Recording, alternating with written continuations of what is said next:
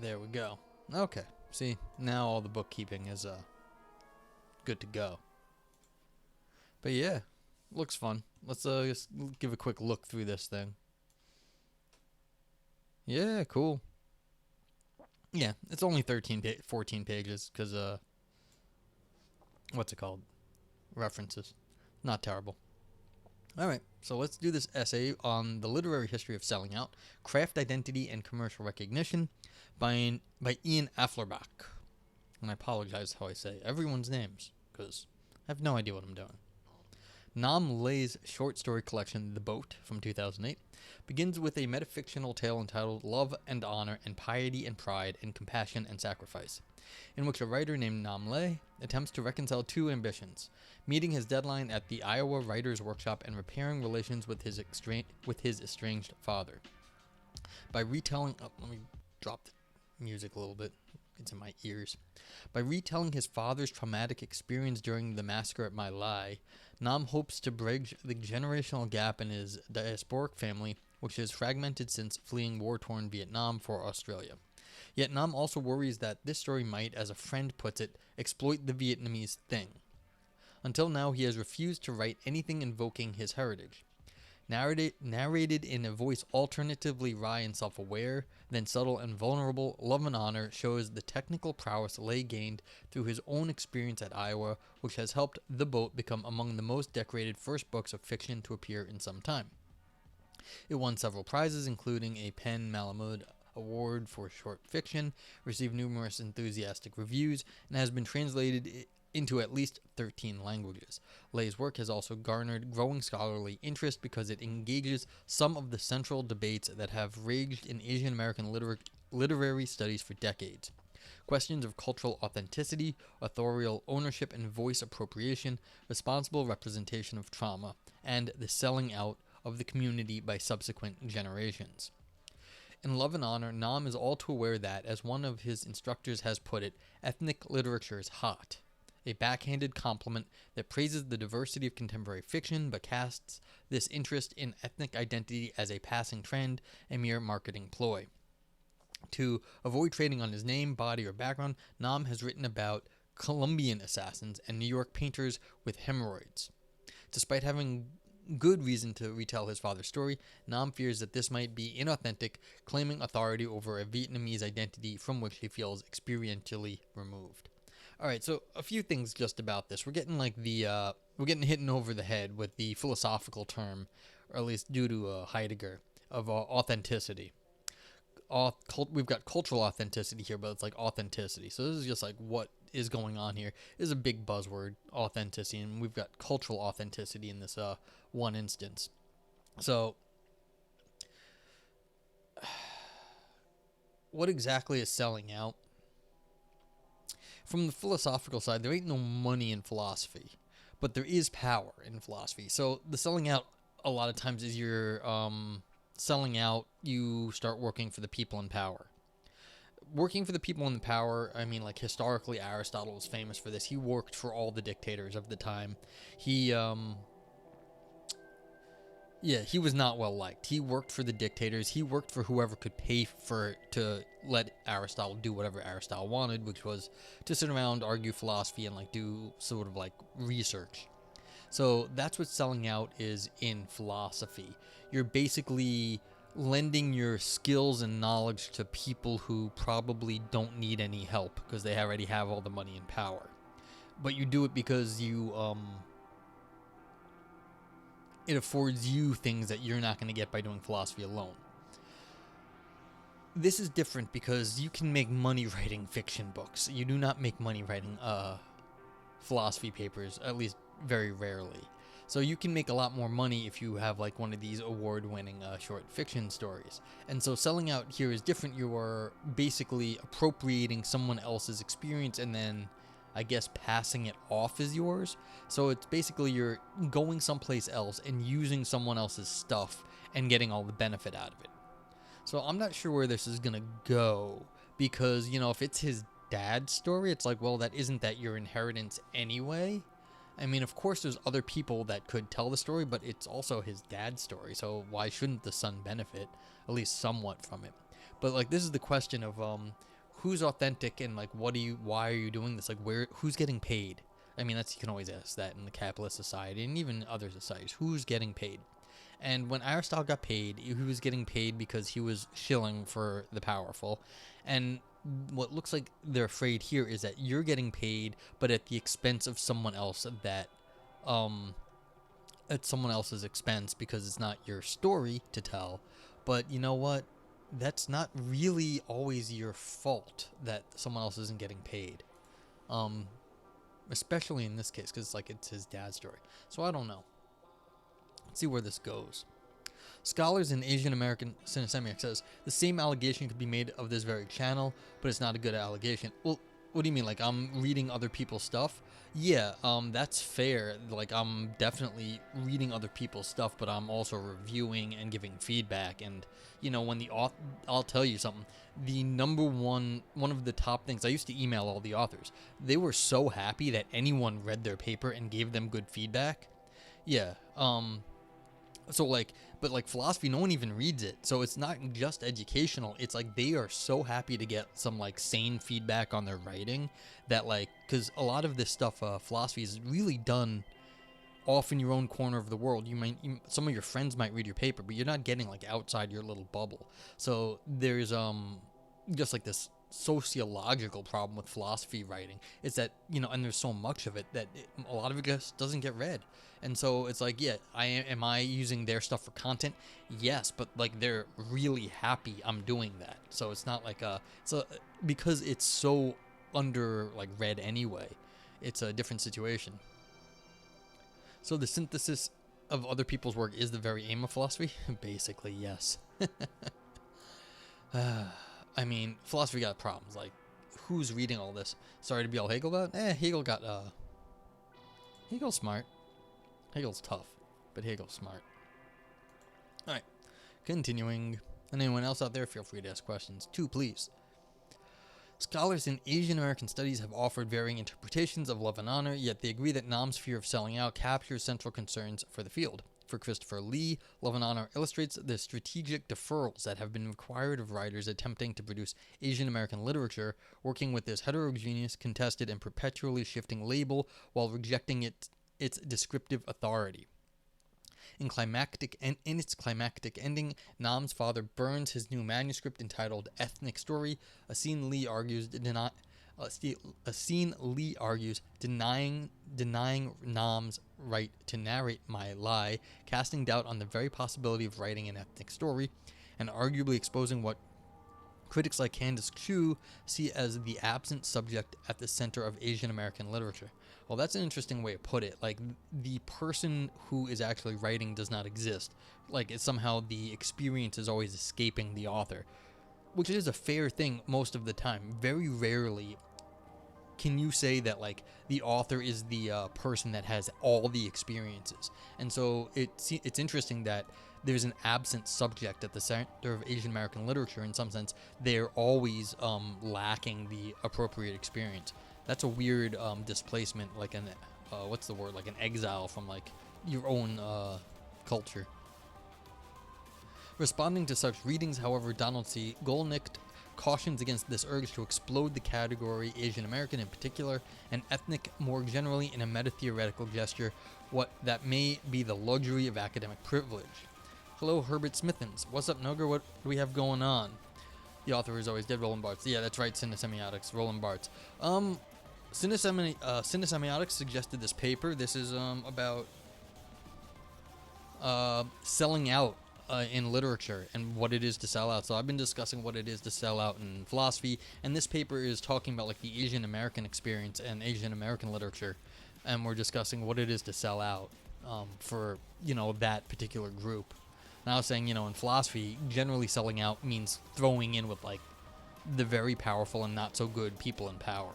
Aristotle's a case in point, but I mean, you can also go directly to Heidegger, who, he worked for the Nazis very early on, and he never repudiated Nazism, but he did work for the Nazis. And so that you could call that a kind of selling out, where philosophers, you're not getting paid, but you're definitely hobnobbing in high society. Yeah. And that happened quite a bit, actually. I mean, you needed to get, a lot of these people wanted to get paid. No one likes being poor. And so you would definitely go where the work was. And, you'd be in court. You wanted to be in court, like, the scientist, or the court scientist or whatever.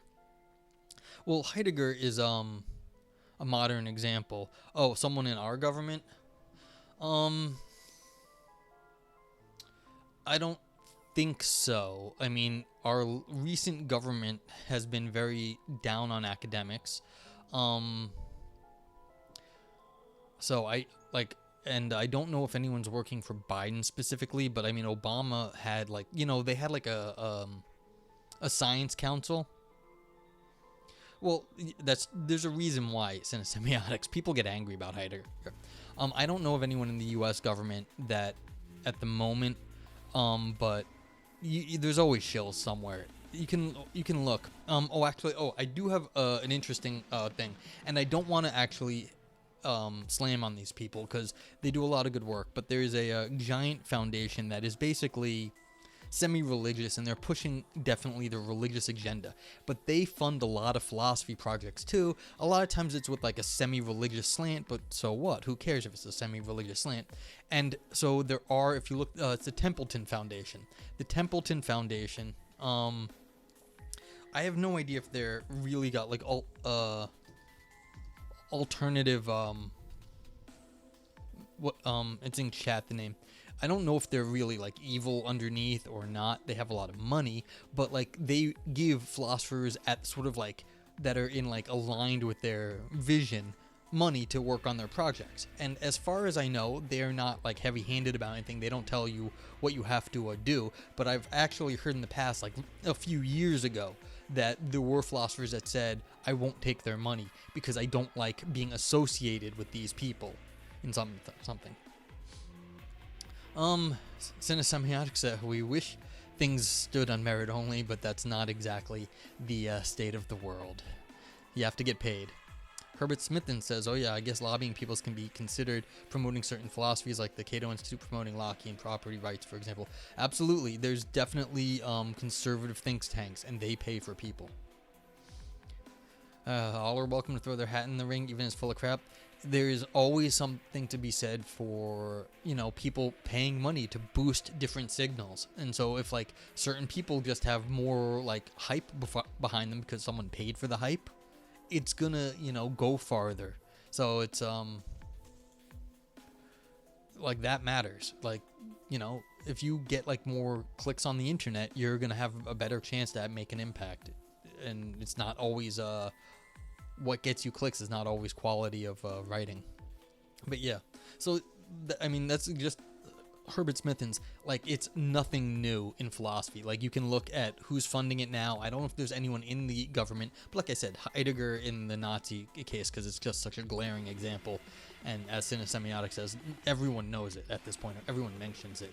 But like it's nothing new, because you can look back at Aristotle, and this is exactly how Aristotle was teaching Alexander the Great. Because Aristotle was the smartest dude, and Alexander the Great was a prince, and so they paid the smartest guy to teach the prince, and Aristotle was very happy to do so. So, yeah. Anywho, but continue to ask questions, but I'm going to continue reading to see if we can get through some of this. Okay, writing the My Lai story, he argues, serves as Nam's semiotics says, which is why the only solution to our current social problems in the internet landscape is to get people to think for themselves.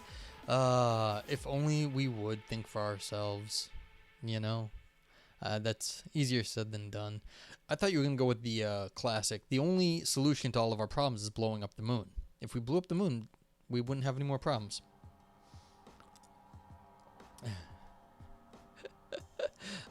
I don't know anyone who has gotten election theory rights in the semiotics. Like, I have no idea how to get people the truth. And people don't want to know the truth. Like, they don't want to know the truth. They want to know the easy answer. They want to think, oh, we're good and the other people are bad. That's what makes people happy, thinking they're good. And that's usually followed up because I'm good because someone else is bad. And, yeah, like, that's... I just don't know. But I'm drinking some beer today. Cheers.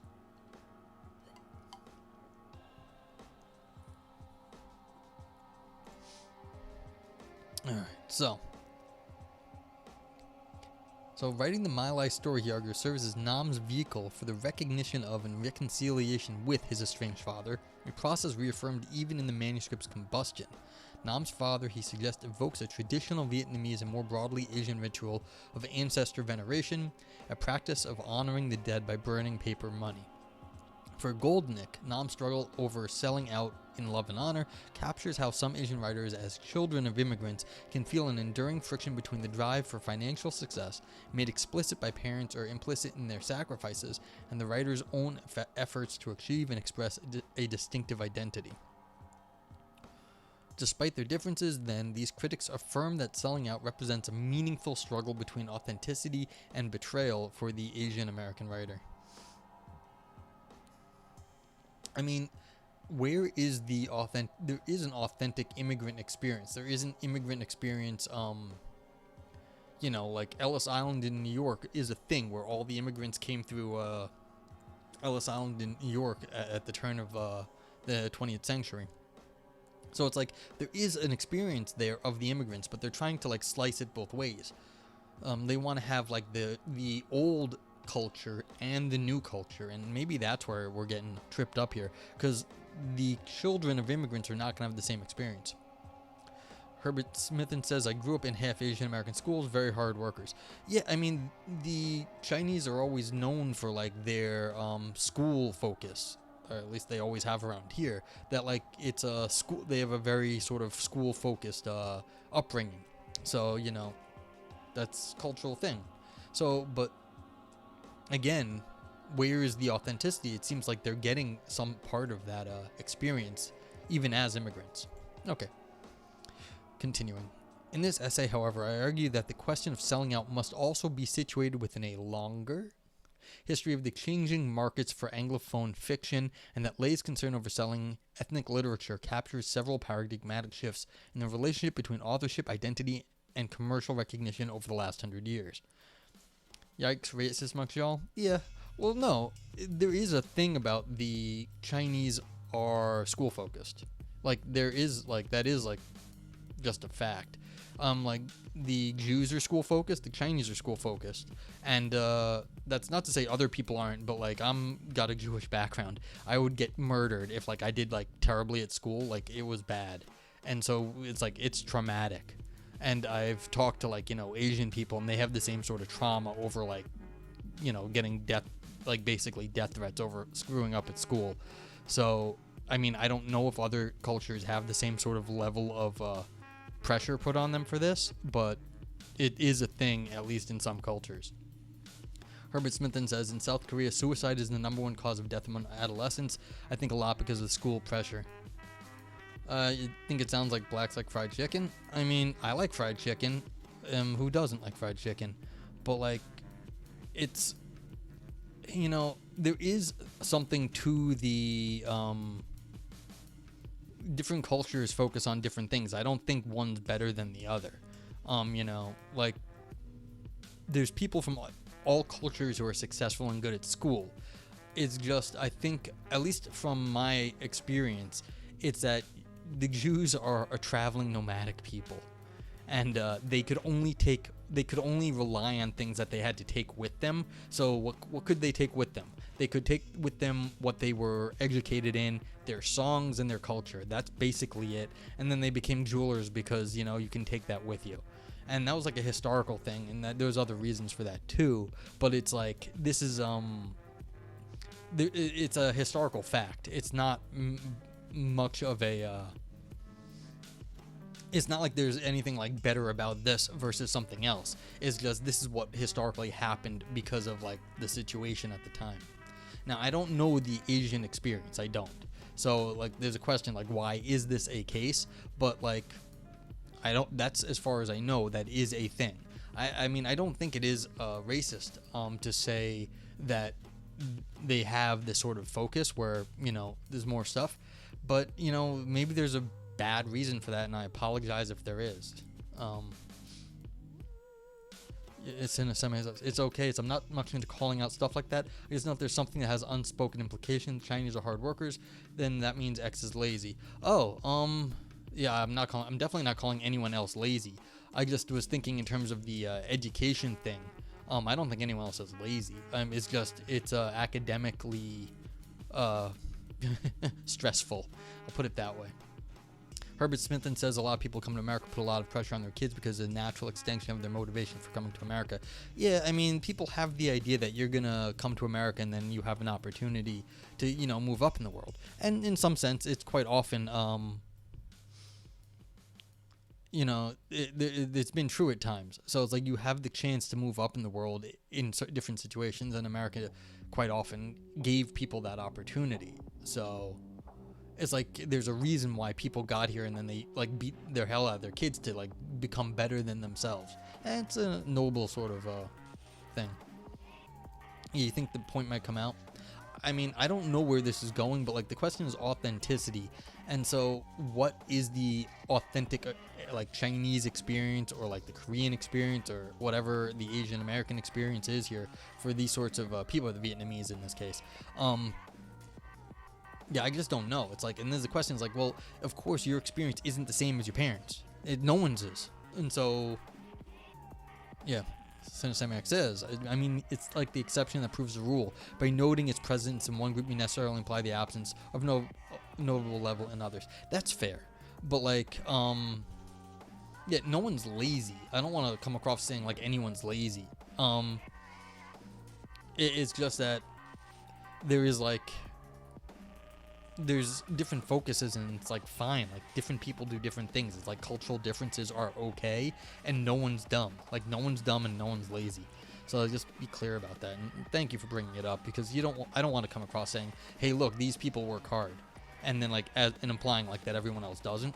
Everyone works hard. Everyone's got like works very, very hard. So okay, continuing.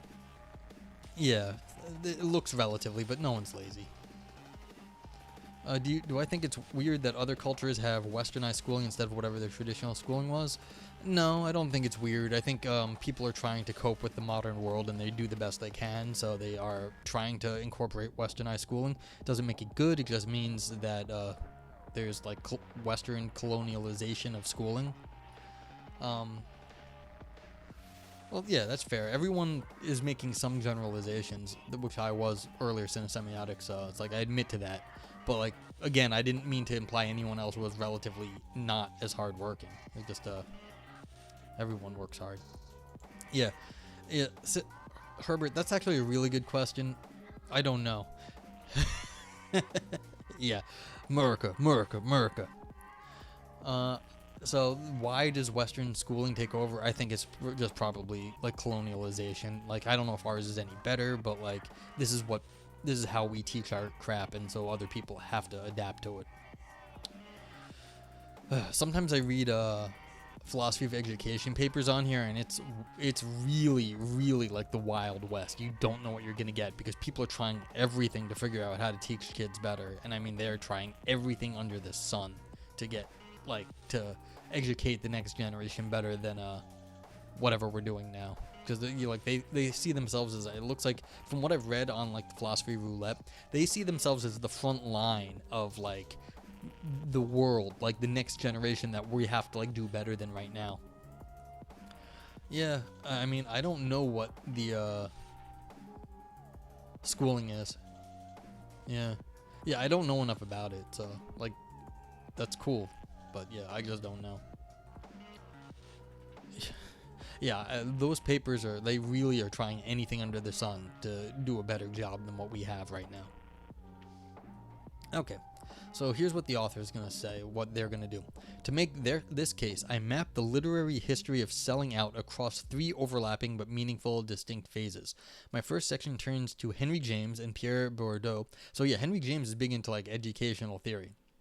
And Pierre Bourdieu to explain how selling out emerged as an anxiety in the modern American literary field. James became the preeminent model for later critical claims about the craft of fiction, and his prefaces helped codify standards for narrative perspective and an economy of representation. Although these ideas grew from James's formative friction with the market, his life and work were made into emblems for what Bourdieu calls art's economic world reversed, in which popular indifference and rejection are affirmed as signs of artistic merit and commercial success is viewed as compromise. Selling out first emerges as a fear of transgressing this perceived opposition in the cultural field. But what happens to this supposed antinomy between modern art and market success and the attendant fear of selling out once James's ideals for narrative craft become the standard practice for a whole system of professional creative writing programs? My second section provides an answer. In the program era, selling out no longer entails an anxiety that market success compromises artistic integrity. Indeed, the writing program exists precisely to mediate between commerce and craft. Drawing on work by Mark McGurl and Stephen Wilbers, among others, I show how anxieties about selling out in the United States came to denote not a Jamesian evasion of success, but rather the fear of betraying a group identity. In this way, I foreground the Iowa Writers' Workshop as a site where Lay must negotiate a representational tension in program era fiction between the politics of recognition and what I call the politics of remuneration. Okay, so that's interesting. So we've got basically on one hand the market, which is like, whoa, you made money, you can't possibly have been honest. But then what they're saying is, well, you could have been honest, you could be doing it, but then there's the shift the selling out. It stopped being just the market, but once there was more steps in between writing in the market, then there was other groups you could have sold out to, and it became not just the market, but other things that you can sell out to. So you can sell out yourself, you can sell out your people, you can sell out your culture, you can sell out lots of things, and it's not the market. Maybe this is just shifting away from capitalism. Maybe this person's wrong. They're just saying, oh, capitalism works. So I'm a little worried all of a sudden. I think this is a pro-capitalist paper. Thanks, Cinesemiotics. You gave me pro-capitalist paper. You capitalist. Yet my final section insists that we must take an even wider view of the question of selling out today, viewing Iowa as but one key hub in a larger global market for Anglophone fiction. Scholars in post-colonial studies such as Graham Huggan, Sarah Brutiette, and James F. English emphasize how institutions in the global north have increasingly sought to draw works from the global south into the folds of a world of Anglophone literature since the 1970s. Through translation and republication, the symbolic consecration of awards, and a widespread valorization of peripheral cultural spaces. A lot of big words in these sentences. And I apologize how I say your name, Sarah. This globalized literary market has clearly introduced countless post-colonial writers to Western audiences, but it has also raised a new set of concerns about the relationship between commercial recognition and authenticity. Some artists and critics view the post-colonial exotic as a way for marginal voices to speak out against the corrosive effects of modernization, spreading anti-colonial ideas to readers in the West through non-hierarchical relations. For others, however, this institutional system represents merely a commercialization of local or indigenous traditions for late cultural capitalism in the West, in which authors sell out their origins for recognition by former colonizers. Yes, this is what Cinesemiotics has given us. Lay's writing, I argue, deftly dramatizes how these debates have compelled some emerging authors to adopt what Huggan calls a strategic exoticism, whereby they simultaneously signal an awareness of the global literary market's potentially inauthentic and deleterious consumption of cultural difference, yet also claim transnational value for their distinct experiences and creative voices. Okay, so we've got this thing. Are we giving the people of like colonialized cultures a chance to, make some money? So, you're getting them to speak out, away from marginalized voices to speak, or are we just, selling out to their former colonizers? That's the question here. Henry James and the Value of Craft. From 1905 to 1909, all right, a little too loud right now. From 1905 to 1909, Henry James curated and often significantly revised his corpus for Scribner's 24-volume New York edition, properly entitled The Novels and Tales of Henry James.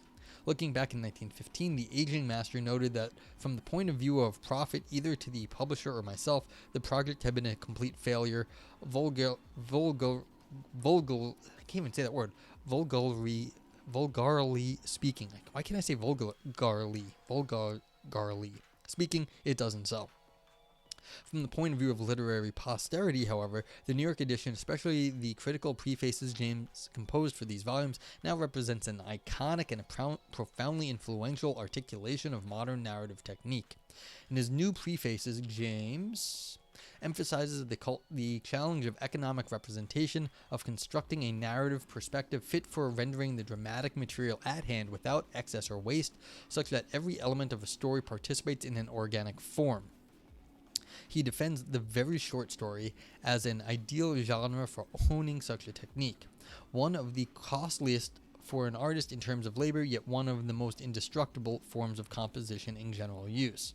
James also foregrounds how this economic challenge, turning the material costs of the artist's life into the durable value of art, appears thematically in his fiction, calling the conflict between art and the world one of the half-dozen great primary motives.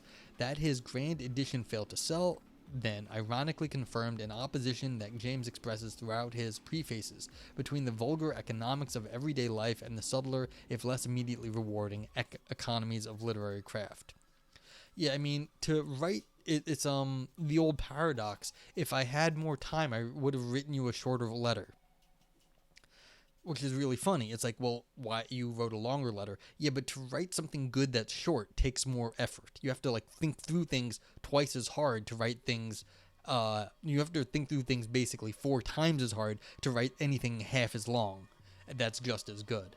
So you're doing more work to get the same quality of content in a smaller area of space. So then what the double down here is saying, look, if you're going to put your own life, you're using your own life experience, that means you have to basically be doing like 4 times the hardcore life to like get that kind of experience, even down distilled further. So then you're selling that.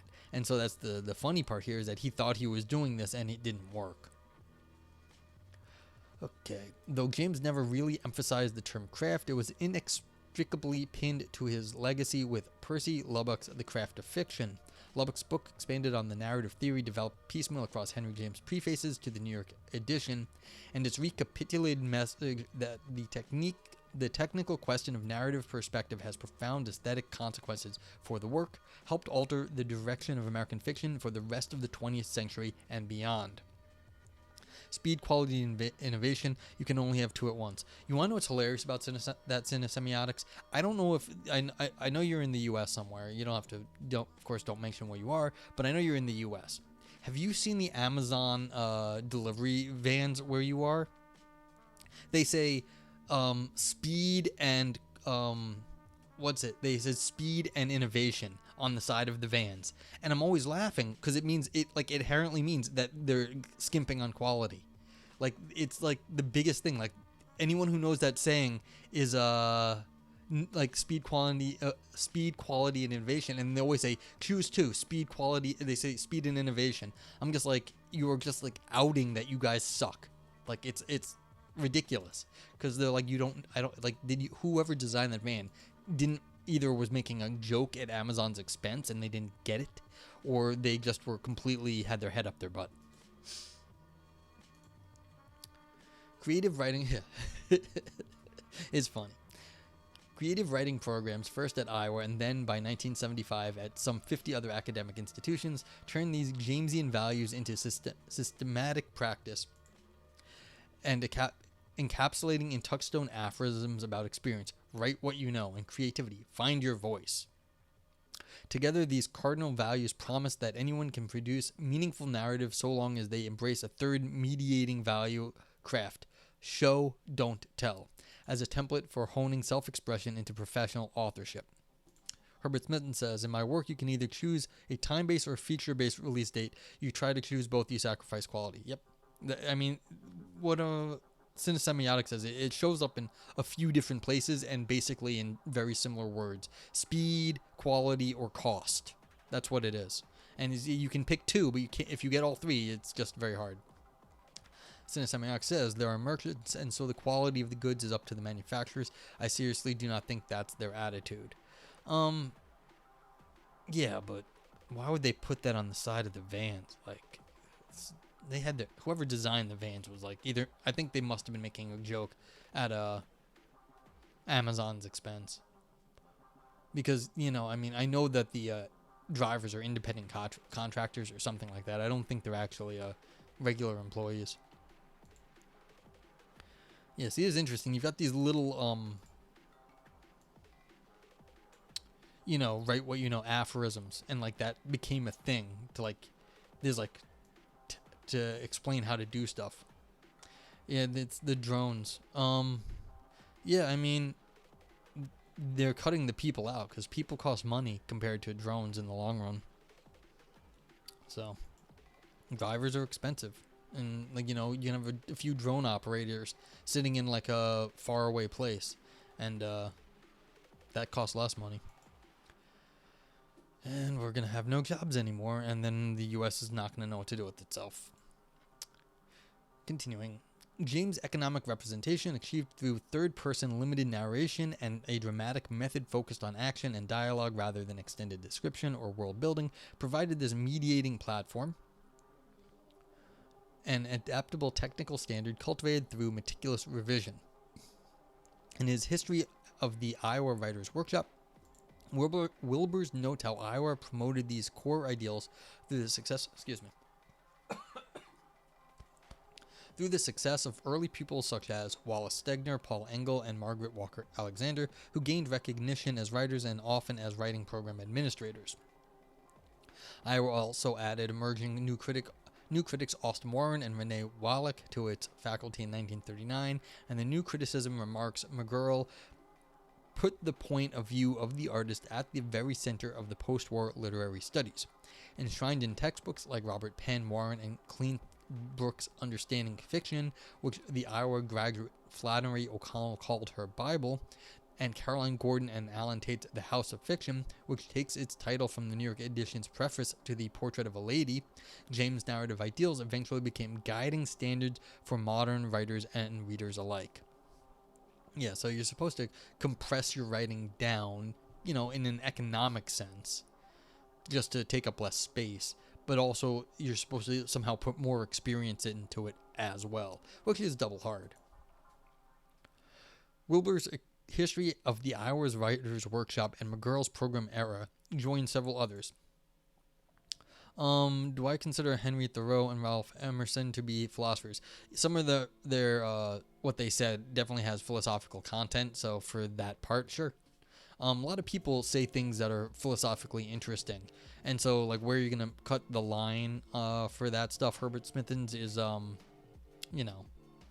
I try not to be fussy about these things. Like, do you have to like go read Plato and do certain things to be philosophers? No. The way I consider philosophy is who's asking hard questions that don't get answered. And you can say Henry Thoreau and Ralph Waldo Emerson definitely asked some questions that had philosophical import because they asked hard questions that were not easy to answer. That's basically it. It's like, who can ask the harder question? So, Wilbur's History of the Iowa Writers' Workshop and McGurl's Program Era joined several others and more anecdotal volumes in documenting the personalities, careers, and output of the program era, such as David O. Dowling's Delegate Aggression, Eric Olson and Glenn Schaffer's We Wanted to Be Writers, and Frank Conroy's The 11th Draft. Yet none of these engaging books examines how the program era's guiding aesthetic ideals first emerged from James's struggle with the market, an economic prehistory of craft. This elision began even earlier with the revival of James in the 1930s and 40s.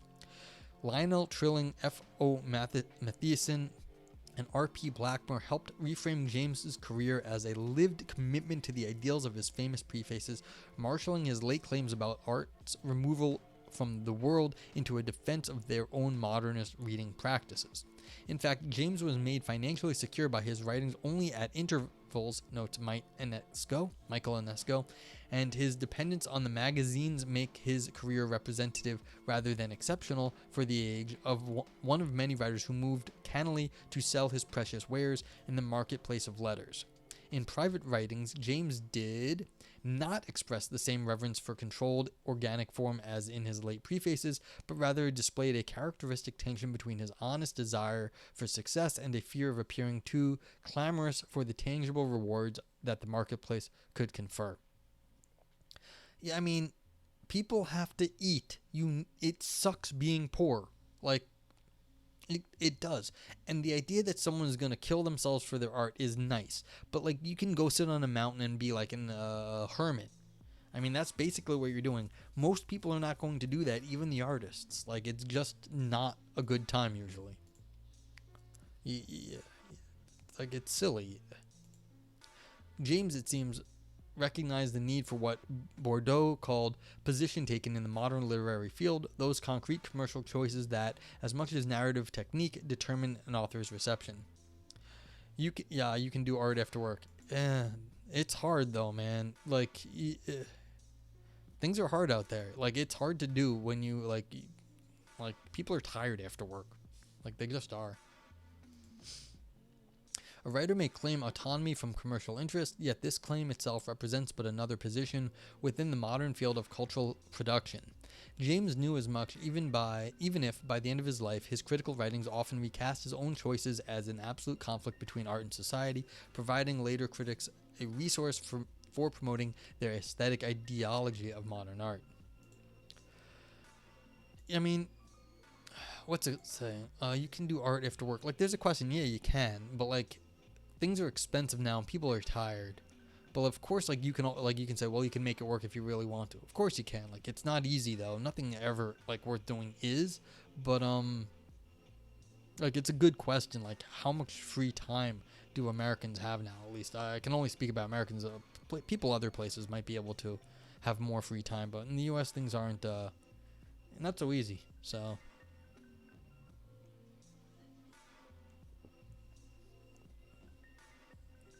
Yeah, I just don't know. Like, philosophy, I remember one of my professors saying, it's like, you can't be poor and do philosophy. It just takes too much time and effort. And in some sense, it's true. It's very hard to do good work when you just are struggling to get food. What's the thing? It was, one of the famous geneticists or something, or biologists, said, there's like great science going on, but like, for every Einstein that we have, how many Einsteins have we lost because of just, malnutrition, and like, they had to work and couldn't have enough time to do a little bit more study. So I forget who said that, but it was one of the I think like evolutionary biologists were saying that we've lost more great minds to like starvation than anything else. Prometheus. Prometheus, thank you. Go research papers.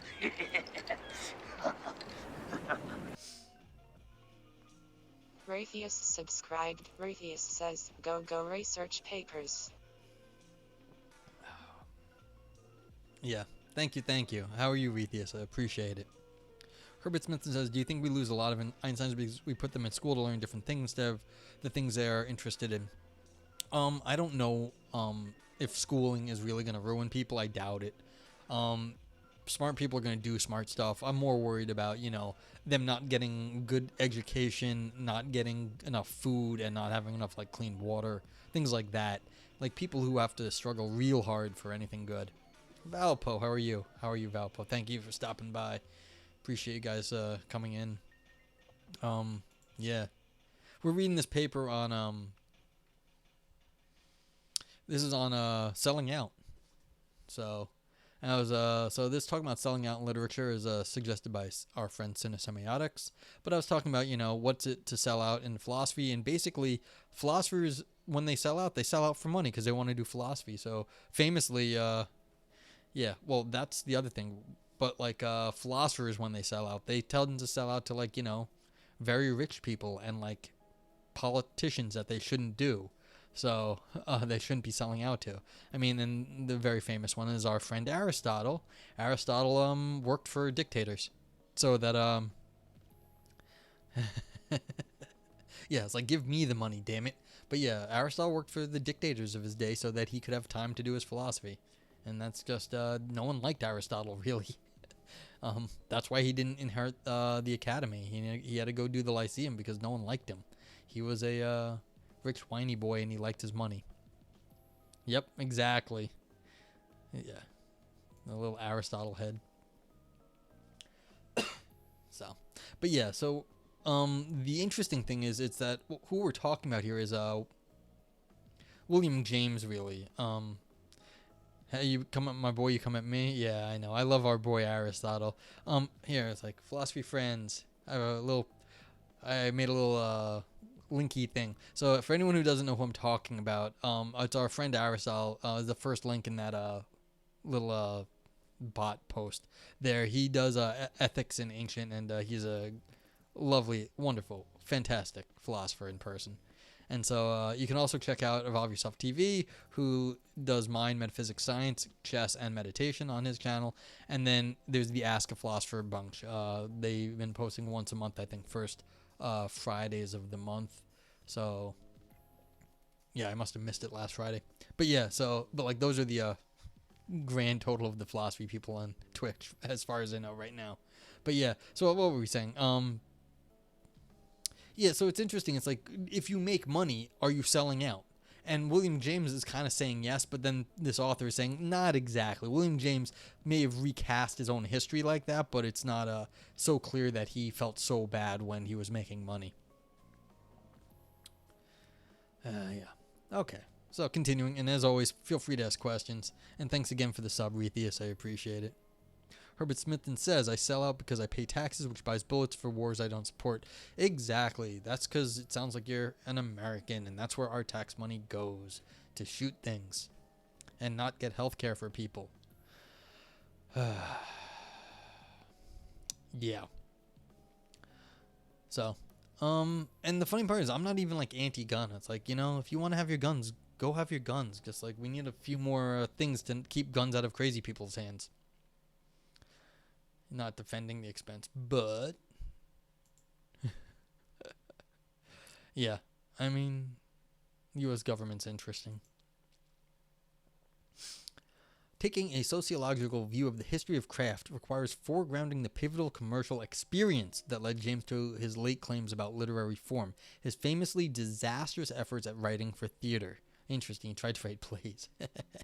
By the late 1880s, James was composing stories such as The Lesson of the Master, The Tragic Muse, exploring the extent to which an artist must be prepared to make his compromises with the marketplace and whether life itself wasn't a sell. Rethia says, I think the nation versus nation level military we have is a different bargaining chip.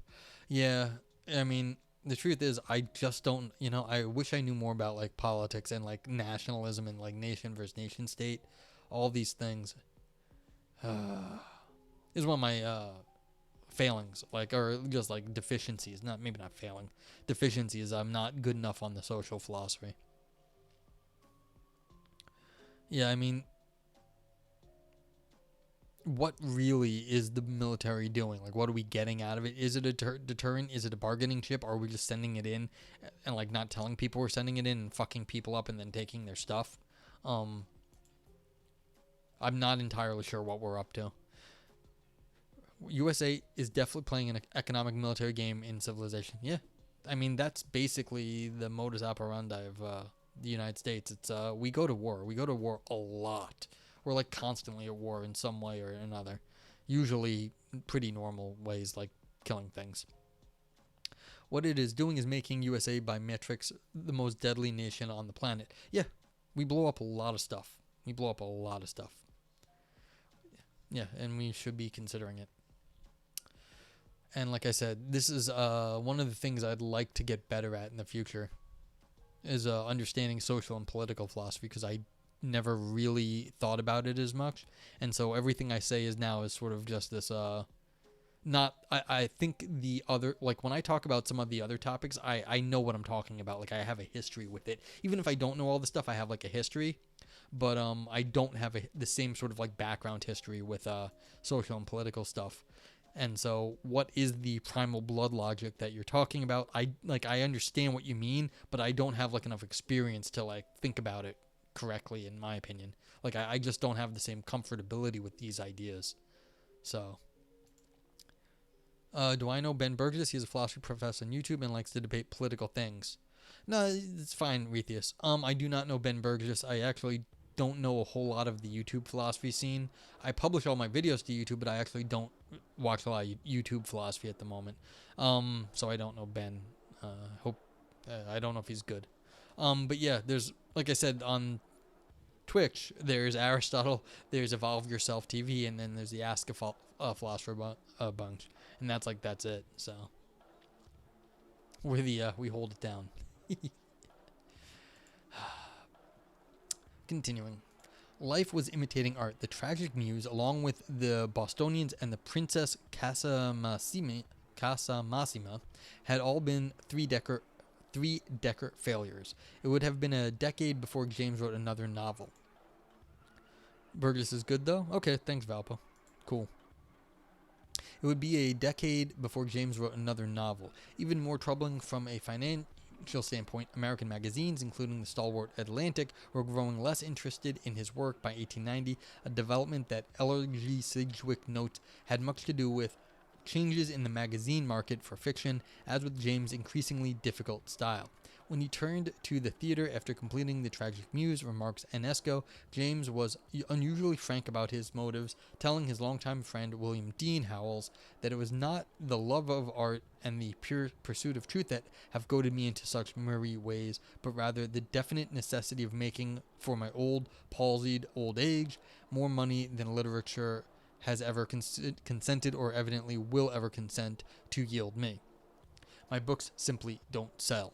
So that's interesting. Like, he thought he would make more money writing plays than he did for writing books.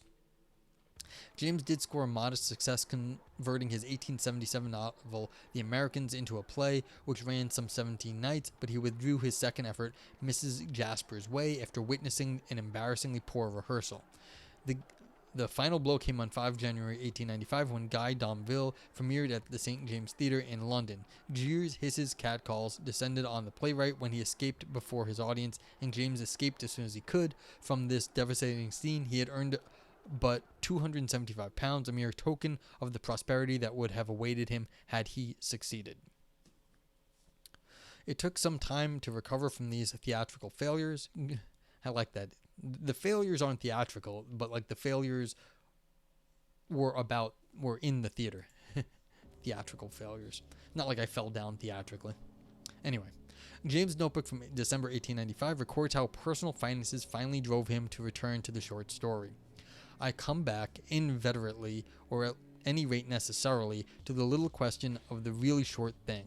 Come back by an economic necessity. I can place 5,000 words, that is, the coercive fact, and I require, obviously, to be able to do this. It will help me so much to live that, really, I must make a more scientific trial of the form.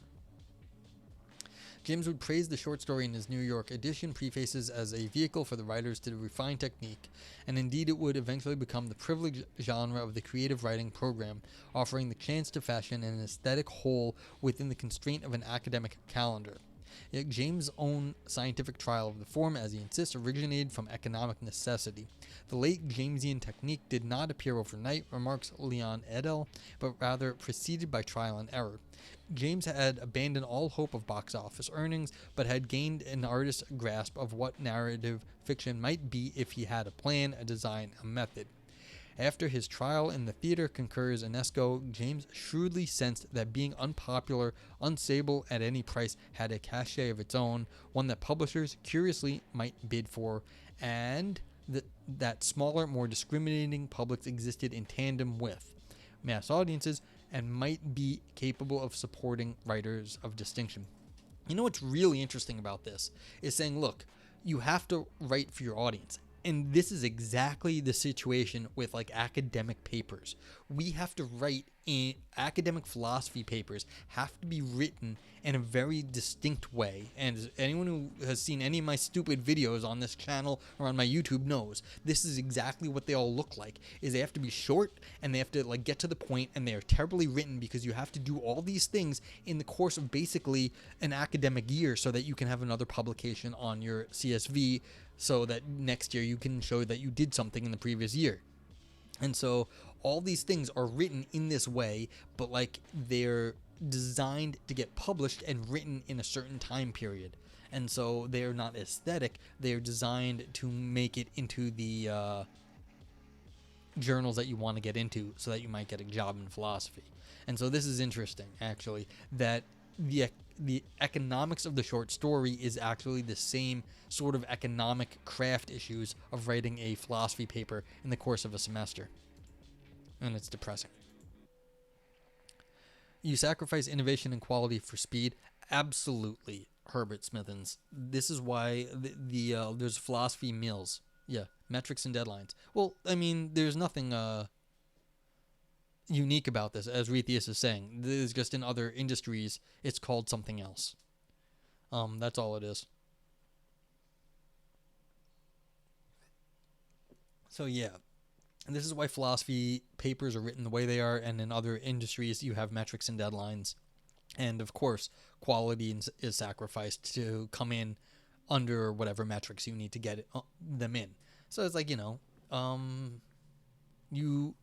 you train, you work to make the metrics better, not necessarily to have a better product, but to show that your metrics are where they need to be. And that's quite often for many industries. You're not getting the best product, you're getting the best numbers. Okay, hearing only aesthetic guidelines in the word craft overlooks this economic history, the way the market failure first gave rise to the aesthetic guidelines and authorial values later idealized for modern fiction. James defined his aims for narrative fiction not simply to purify his technique, but also as a means to revalue literary production. Rethia says, for most industries, I'd say consistency is better than excellence or more valued. Yeah, because business needs to work over time, and so it thrives on a certain mediocrity, but like as long as it's a good mediocrity, you can make money off that. So I think that's the way things are right now. So yeah, predictability. That's right, Rethius. Like that's absolutely it. The market needs predictability, and that's how people make money, on predictability. Like, when can I have this thing that I can deliver to you? It doesn't need to be the best, but it needs to fall in in the range of things I said it was going to be. Like, when can I deliver that? And that's what people want. Yeah, so economic market of goods is what we're talking about now. Success in an economic market of goods. Craft then denotes not only a set of technical procedures, but the means by which a modern writer might aim to bypass commercial judgment for the higher judgment of art, substituting symbolic for economic capital, while also crucially reframing this calculated position taking in the literary field as a matter of stylistic principle. Yeah, so you're sacrificing maybe a little bit of a mass appeal, but to get cachet, you're trading it in to get the cachet then.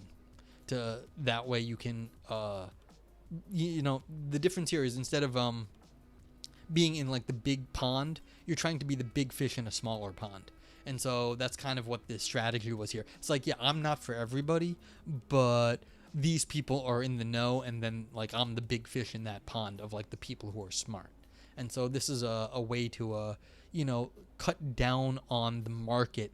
In some sense, you're narrowing in on your niche in the market. In several short stories from the 1890s, James captures this growing rupture between what Bordeaux calls the large-scale and restricted literary fields. This rupture describes both the increasing differences between elite and popular literary cultures, as well as two opposing images of the criteria of success. In the middle years, we follow a novelist named D. Combe who has preferred single volumes and aimed at a rare compression, yet now worries over his sense of ebbing time, of shrinking opportunity. He discovers in Dr. Hugh, a devoted reader, the greatest admirer he might possess, someone enamored of literary form. When D. Combe falls ill, Dr. Hugh stays by his bedside, breaking with his patron, a countess who cuts him off in response. In other tales, James uses a climactic death to explore what values should inform one's life. The middle years closes with D. Combe fading, supported by one true admirer, with his final words. D. Combe reaffirms art as a practice unencumbered by commerce or recognition. We work in the dark, we do what we can, we give what we have. Our doubt is our passion, and our passion is our task. The rest is the madness of art. Rethea says, I've lost this thread. What is the point here about the short stories? This is, in some sense, is a literary paper. What's this journal? It's a literary journal. And so they're kind of waxing poetic on what William James was. He was just this story of William James that his character was saying, look, I'm dying for my art. And so that's basically it. Like he's saying, look, I'm dying, even though no one else understands. I have one true fan, and that's all that matters. And so that's kind of like this is the beginning of this, like sort of like this like the unique special artist. Like, I'm special, I'm unique. The rest is the madness of art. Yeah, see, you're thinking this is like, I'm so unique and special, I'm mad. Okay, James notes Adele was beginning to feel that the greatest art is not that which creates a sensation or a success. Commercial writers aim to produce immediate economic gain, epitomized by the bestseller, but the modern artist, exemplified in tales such as The Middle Years and The Death of the Lion, instead claims indifference to such material ends. This new position within the literary market, not outside it, enables the writer to pursue a different temporality for judgment. The true artist, eschewing contemporary recognition, rejects the bestseller as Here Today Gone Tomorrow, and instead aims to produce a classic, a work whose future cultural capital will redeem sacrifices of the past and present. Which was probably actually a snotty cave painter in the earliest human recorded history. Yeah, I mean, I have no idea what the cave painters thought they were doing, to be fair. I can't imagine what humans were thinking that long ago. But it's interesting. This is like the beginning of this sort of like, I'm precious period for artists, because I don't think that existed forever. But like, this might be the modern incarnation of it. Only with this culturally salient conflict between market success and artistic success does the charge that the writer sold out their art gain any coherence. Other versions of selling out were, of course, legible far earlier. The OED traces references to those who betray a person, cause, country, etc. for gain back to 950. But to sell out one's art, qua art, first requires the artistic field to have a relative autonomy, to exist as a sphere of action with its own rules and motives. As long as elite consecration can coexist with popular esteem, Shakespeare entertaining king and shopkeeper alike, material recompense does not represent a cultural demerit. Actually, a little aside here. The word aesthetics is very new. I think it only came into existence in like the 1850s or something, or maybe 1830s. So the idea that there was even anything special about art as a separate concept is very new. So like, you couldn't even have said this 200 years ago. Like this like sentence where you're saying you're selling out for art, it doesn't even make sense, because there was no word to even say that there was like an aesthetic value independent of other value. So like, that's how new this concept is, because the sentence wouldn't even make sense, because no one ever thought about it that way. All right, continuing. Only with the rise of mass popular culture do elites come to see temporal failure as a sign of election and success as a sign of compromise. A shift seen in the OED, whose entries on sell and sell out as nouns begin in the middle of the 19th century. That's exactly what I'm saying. The idea didn't exist till the 1850s, I don't think. This stark opposition in the values appears clearly in James' story The Next Time, wherein our narrator mediates two between two writers, Mrs. Highmore, a voluminous and emotional popular novelist, and Ralph Lambert, a brilliant yet unrecognized talent. Each decides to try to write for the other's market. Despite their efforts at crossing over, however, the two authors remained anchored to their respective fields. Mrs. Highmore's novel, which she was prepared not to care a rap whether or no it should sell, meets with the hard doom of popularity. Her fond consumers, which James renders into an amorphous animal body, wagged their great collective tail artlessly for more. Meanwhile, Lambert's novel, heralded by our discerning narrator as a great success in technique and theme, shrank to obscurity in the account of sales. A true artist, it seems, cannot sell out even when he tries. Our narrator suggests the perversity of the effort had been frustrated by the purity of the gift, a talent that sounds more like innate distinction than the scientific effort to refine form James described in his notebooks, later rebranded as craft by writing programs. I'm sorry, that was a long sentence right there. I was thinking, what's it called? There's a line by Jay-Z in one of his songs. He says, I dumbed down my content, but doubled my sales. And and then he goes on to say something like, y'all hate me for it, but then y'all also cheer also. So it's like Jay-Z is plenty smart, can write very complicated raps if he wanted to, but he said he dumbed down for sales. In some sense, him dumbing, I don't buy this right here. I think Jay-Z is a counterexample to this. Jay-Z can do whatever the hell Jay-Z wants to do. Jay-Z's plenty smart. But the thing is, when he dumbed down, he made it more popular because he knew what he was doing. He just looked at the market differently and was able to do that. Not everyone can do that. And so I think this true artist here, you can't sell out even when you want to. That's not true. I think Jay-Z can sell as many albums as Jay-Z wants. Jay-Z refers to Euthyphro. I'm not surprised. Jay-Z seems like a rather intelligent person, probably well read, all sorts of things, but that's not what he is always. He raps about other things, and that's fine. But it's this is what I just disagree with William James here. It's that he's got his ideal weight. He's a little too idealistic. He's not understanding that the mass market has its interest. There's artistic things, there's interesting artistic things to be done there too. Okay. But that's interesting. I didn't know that Jay-Z references Euthyphro. Good for Jay-Z.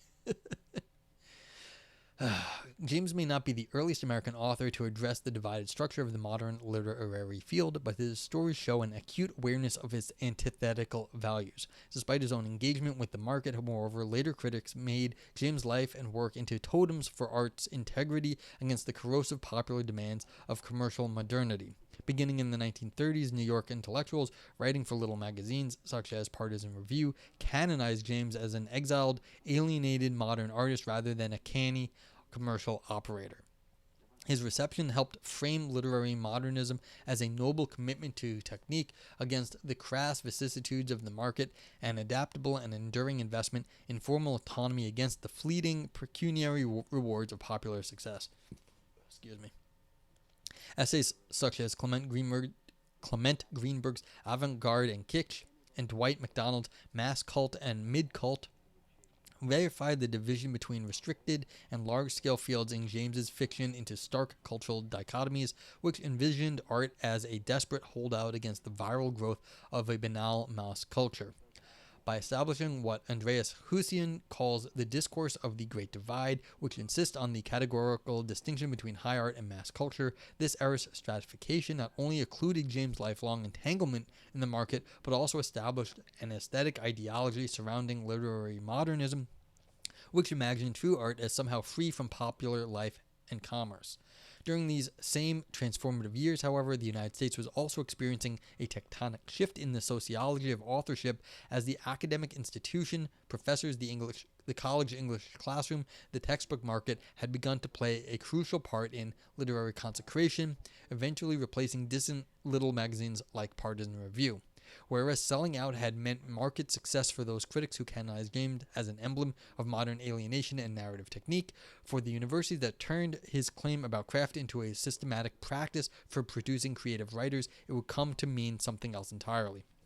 Yeah, and so now we've got the confluence of the, want to be like special artist, and like you're like, oh, I'm so special, and now they're gonna. This is what the academic market's gonna like capitalize on. They're gonna be like, oh, you want something special? Well, we can teach you how to be something special, and sounds like exactly where we're going with this sort of making an economic product of being a special artist.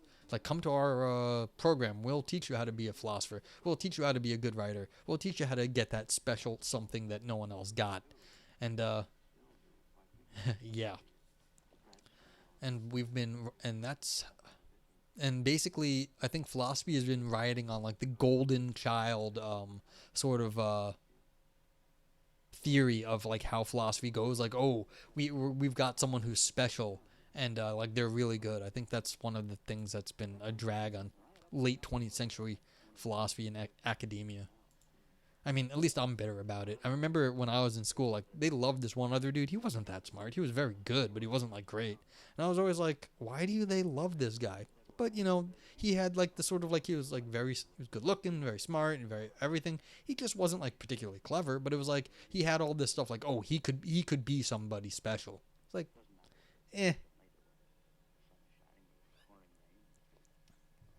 I ain't impressed. Yeah, the genius narrative. I think that's exactly where this is going, because you can market the genius narrative. I think that's exactly what it is. I think that's a marketable thing, because you can sell that, because people don't know what that is. It's like, oh yeah, we're going to package it up, and we're going to teach you how to, like, we're going to refine you, and we're going to get your genius out of you. So, this is what happens. Selling out in the program era. In his capacious study, The Program Era, 2009, McGurl has shown how the Iowa Writers' Workshop propagated a massive new institutional network for training professional authors, one that transformed American literature in the 20th century. Writing programs elevated the romantic focus on individual identity into a progressive educational platform, directing students to discover their expressive potential by fashioning their distinctive experience into a narrative voice. Yep, this is what they were going towards. I mean, you can see it was building, at least I thought it made sense that this is what they're building up to, fashion their distinctive experience into a narrative voice. Show what's special about you. And you hear this rhetoric all the time. From Syracuse to Stanford, these programs have helped generations of writers hone their craft, whose standards for fiction codified by James, while also securing employment for new talents as teachers, and a feedback loop that continues to generate countless novels, short stories, and memoirs of demonstrable quality. For minority writers, McGurl notably argues the workshop system has offered an unprecedented opportunity to metabolize social precarity into aesthetic value. At Iowa, he proposes Sandra Cisneros could convert her disabling sense of otherness into a valuable, because relatively scarce form of cultural capital, emerging as the widely championed Chicana author of The House on Mango Street. Publicity and sales, which James increasingly saw as abhorrent for the writer, gained a newfound political currency as a means to promote multiculturalism in American life. The governing aim for post-war American fiction has been to adapt modernist principles of writing developed in late 19th century and early 20th centuries to the bureaucratic institutions of higher education, enrolling the nation's cultural difference into the literary market. Commerce and craft, imagined by James as antitheses, now cooperate as the program era produces voices at scale, converting diverse ethnic identities into a diverse array of written commodities. Minority writers might thereby engage in some degree of self-commodification, McGurl concedes, yet his decidedly enthusiastic book does not dwell on the anxieties that might arise from this effort to fuse individual market success and shared ethnic identity. And now we finally got back to the beginning of where me and Cinesemiotics were discussing about Cinesemiotics is a capitalist and has given me a capitalist paper about how we're getting people to self-commodify for the economy. Thanks in the semiotics. Appreciate you. I love you. I'm sorry. Yeah. So this is the question. Is this just a new way to market being different, the otherness of a minority, by calling it a special voice that they have? And so is this just another colonialization of the otherness and like taking over other people? So it's not the genius narrative, but this is like the what's it called? Like the wild, or the the different native or whatever. I can't remember what that's called. But yeah, there's like, and so it's like you're selling something that's like the exoticism is like the Orientalism, the exoticism, and so that's what's getting sold by the others. So like in philosophy, we have the genius narrative, like Valpo brought up. But you're winning, sir. Oh, thank you very much. Thank you, Side Semiotics. Semiotics gifted 3 bits. Side Semiotics says, Pride 1, Pride 1, Pride 1. Nice.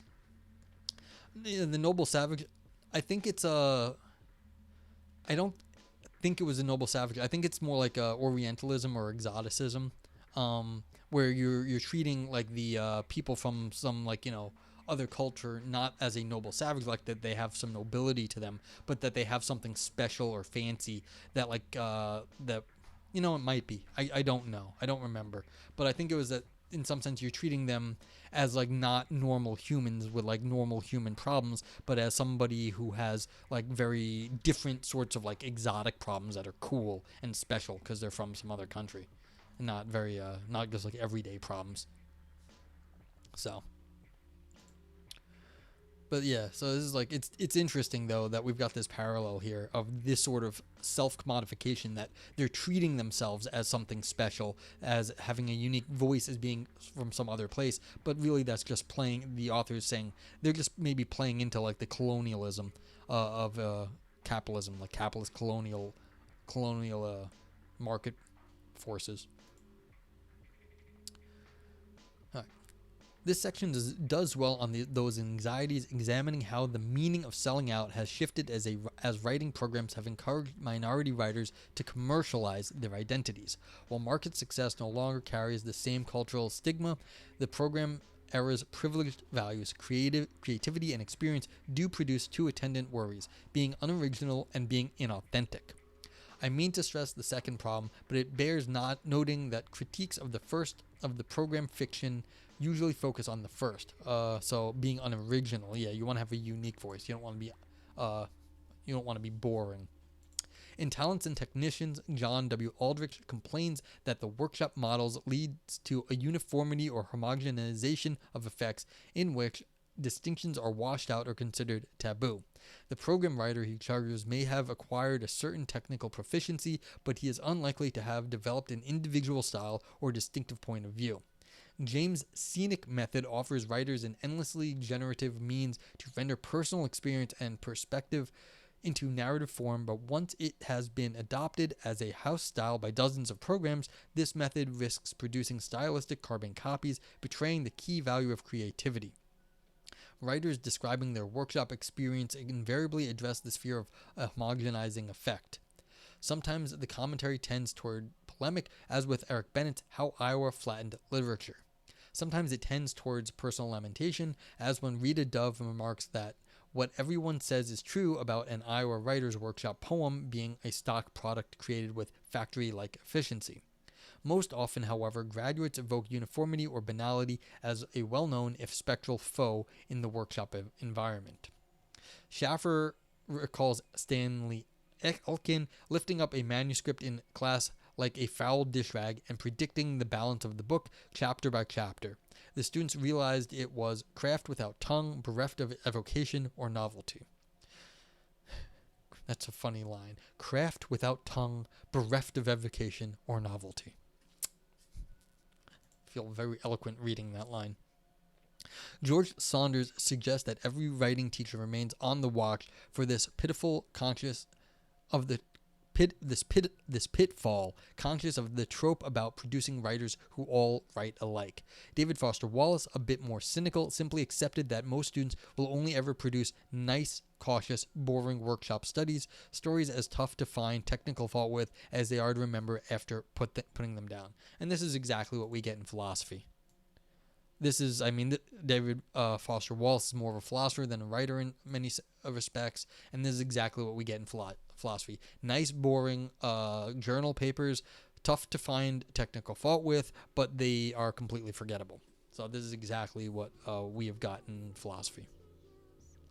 In one of the few negative reviews of The Boat, read it as if Anthony Hopkins. Which one?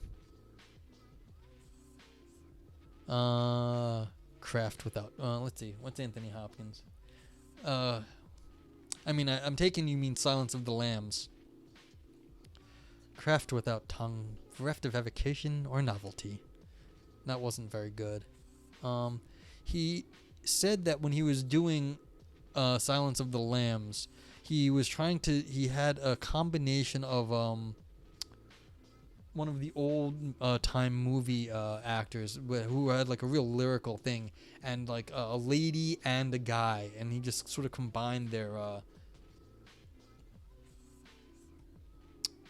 nice, cautious, boring workshop stories, tough as to find technical fault with, as they are to remember after putting them down. Craft without tongue? Yeah, because he would eat the tongue, wouldn't he, in Silence of the Lambs? I'm trying to remember. Craft with... Oh, no. Yeah. It's like craft without tongue, bereft of evocation or novelty. Yeah. I'm not a good actor, is the thing. I really haven't worked at my acting at all. I just do stuff. It's a good question, though, Semiotics. I should get better at sort of seeing how much I read things. I should get better at performing them. I'm usually just trying to get through them. So, but then again, the things I read generally are terribly written. So it's like craft without tongue, bereft of evocation or novelty. And everyone has left, except for you.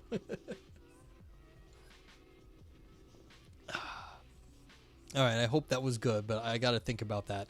My voice acting a bit more. Alright. Continuing. In one of the few negative reviews of The Boat, Hari Kanzru levels similar charges against Lay, suggesting that his writing evokes a kind of empty virtuosity. Thank you, Cinesemiotics. A familiar product of the increasingly formalized milieu in which American writers train. What is that? I'm tracking? I don't know. Okay, it's a cool emote though. Yeah, I know you're still here. But I mean, like, the viewer count goes up and down. It's just like, yeah, whatevers. Okay. Yeah, so formalized milieu in which American writers train. For Kanzru... Okay, cool. For Kanzru, this familiar form leaves Lay's readers feeling detached from any real experience, far away from Iowa and Vietnam. A complaint that hints at the second fear facing program writers, being inauthentic. Whereas the term unoriginal implies a failure of personal autonomy, inauthentic connotes a betrayal of group identity, a story about Vietnamese people that seems far away from Vietnam, from some shared ground or essence. This question of inauthenticity crucially represents the new terrain within which the accusation of selling out appears in contemporary American letters. Precisely because the program system creates an ongoing demand for experiential diversity and minority literatures, it also creates a pressure for writers to sell their identity by fashioning a marketable essentialism. Oh, we're lagging again? Oh, that's annoying. I'm sorry, folks. I'm thinking there was an update on the computer that is screwing with my frames, I believe. So that's annoying, and I apologize. But we're not dropping too many, it says. We're dropping a few.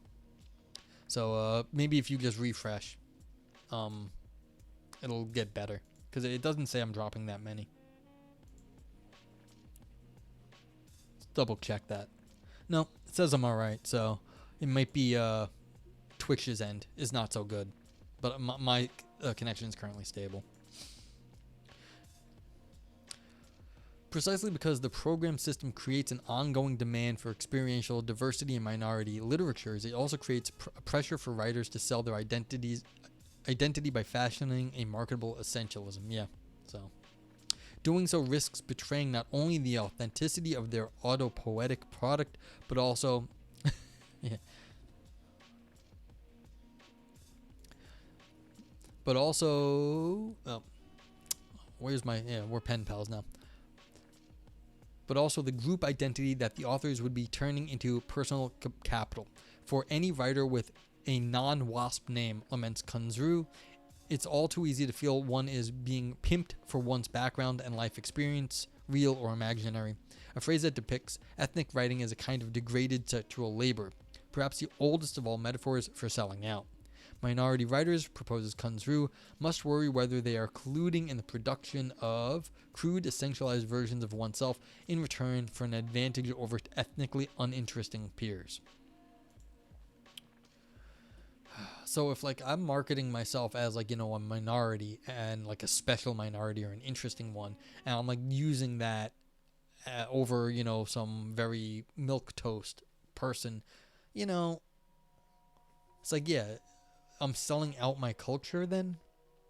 Yeah, I mean, if I'm marketing it to the milquetoast people, then I guess so. It's like I'm giving them something easily consumable that actually is treating the unique culture that I supposedly come from as a, is something less interesting than it is just a marketable product. Okay. While the program era's high cultural pluralism may aim to fuse modernist reflexivity with the authenticity of the ethnic voice, Lay's work shows how some fiction in this category would seemingly describe might express a salient worry over such easily labeling of minority fiction. Love and Honor suggestively stages its reunion of father and son as a confrontation between speech and writing, between ethnic voice and writerly craft. At the story's outset, Nam awakens from a dream in which sound and word are unified. He was dreaming about a poem, the duck fluck fluck of a typewriter's keys punching out the letters. You're winning, sir. Oh, thank you very much.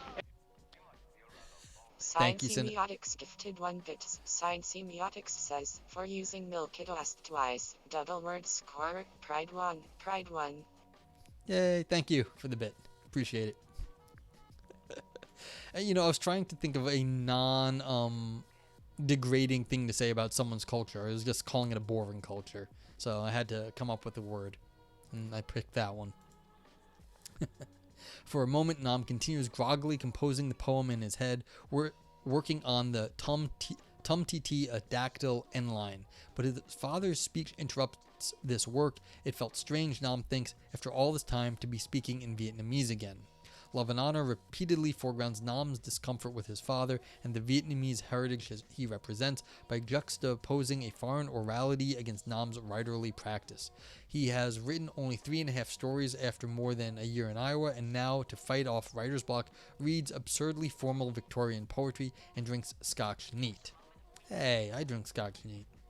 Nam's father, meanwhile, has a habit of speaking in Vietnamese proverbs, which Nam had long since learned to ignore, dismissing at once the proverb's implicit unoriginality and its ties to ethnic tradition. Yeah, I mean, this is the problem with America. It's like we label places shithole countries, and they are not. And this is like, well, is the writing market doing that to them again? I guess is the question. It's like, is there something special buried within these shithole countries that can be marketed? And in some sense, we have to assume they're shithole countries because then there wouldn't be anything interesting about them otherwise, that there was something special inside them that we could like dig out. And that's what the writer was doing. And so is that sort of really crappy way of looking at the world from the American point of view what's going on here?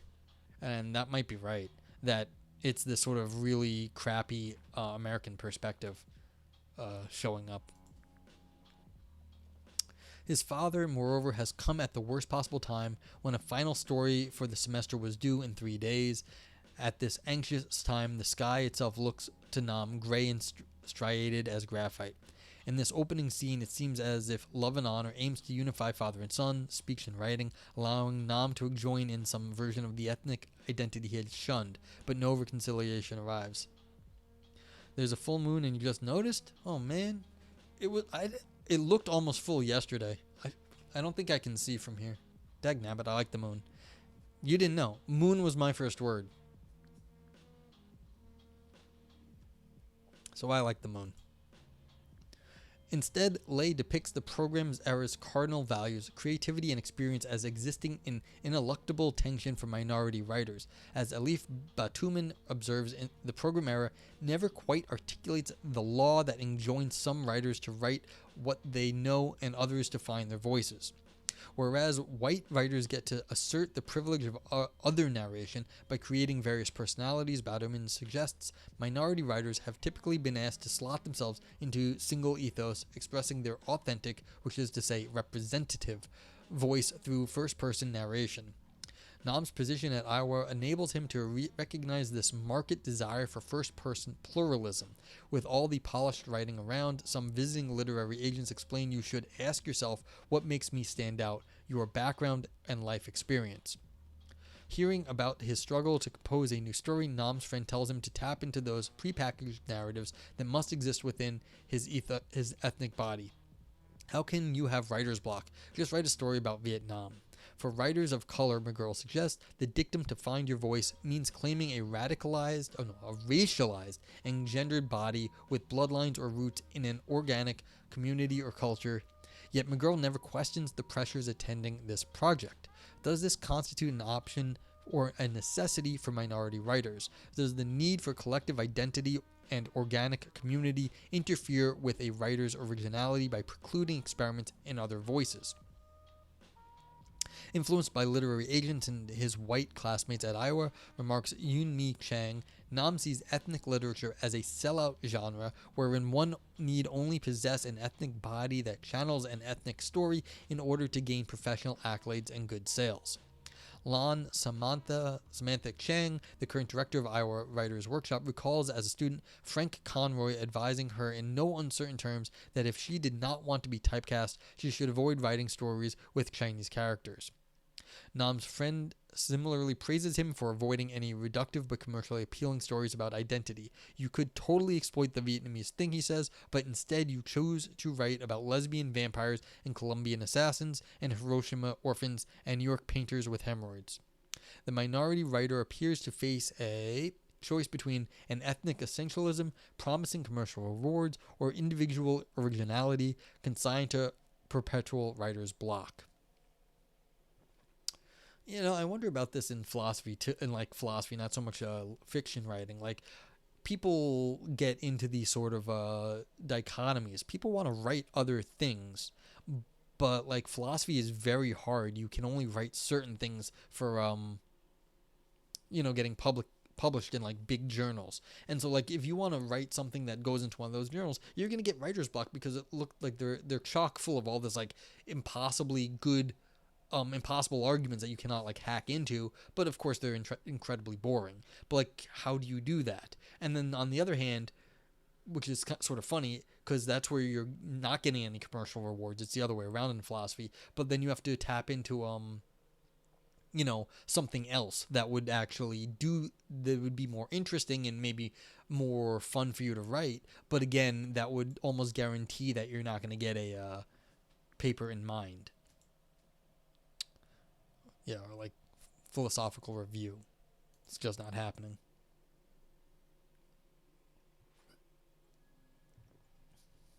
What's this? Oh, nothing. Thanks, Twitch, for giving me bullshit notifications. Okay. Selling out in the program era, in sum, gains a newfound meaning and salience because of friction between two potentially competing valences of identity politics. Adapting the title of a seminal exchange between Nancy Fraser and Alex Honneth, I would term this a conflict between a politics of recognition and a politics of remuneration. The former names an urge, famously identified by Hegel, Thank you, semiotics, for getting us to Hegel. To have one's identity affirmed, especially when one belongs to what Charles Taylor calls minority or subaltern groups, historically subject to misrecognition. By the politics of remuneration, I mean a desire... Problem with beers, I burp. By the politics of remuneration, I mean a desire widely cultivated under contemporary neoliberalism to have one's personal experience valorized by converting it into financial capital, and to see this commodification of selfhood as a form of empowerment. At first glance, these two urges might seem allied. After all, does not a Nepalese-American writer publishing a best-selling novel help draw attention to the Nepalese-American experience while also supporting the writer financially? On one level, perhaps, but it also raises questions about just what one means by the Nepalese-American experience, a phrase whose singular form exposes how commercial pluralism always risks reinstating an ethnic essentialism. Any minority writer applauded for an authentic narrative gains representative status, raising complex and contentious questions about how they define and depict this group identity, and quite likely about the identity of the author, as the controversy over American Dirt has recently illustrated. Yeah, if you guys don't know, it's like basically you can say certain things about your experience, but it's going to get, if you get famous, it's going to get like dissected into itsy little bits. And there was a famous book where it turns out not all the things the author had claimed happened actually did happen. And, you know, was it a good book? Yes. Was it 100% true? No. Should that have mattered? Not really. But that's exactly the tension that's happening here, is that if you're selling authenticity, then you can't be found out to have made any of it up. But that's the issue. An authentic narrative of that sort of a person, but like there is no one, you know, Nepalese American experience, and so it's never gonna happen. And that's, I think, the point in this paragraph. Love and Honor adroitly dramatizes how the urge to recognize ethnic heritage can end up feeling crassly commercial and inauthentic. The program era's cultural politics depend on legible ethnic identities, yet anyone whose success appears to have been gained through a reductive or totalizing portrayal of that identity risks being labeled a sellout. No small problem, given the perennially contested nature of ethnic and racial categories today. Scholars in Asian American studies have grappled with this problem for decades. Consider Frank Chin's infamous essay, Come All Ye Asian American Writers of the Real and the Fake, which opened a revised version of the iconic anthology, The Big Aye.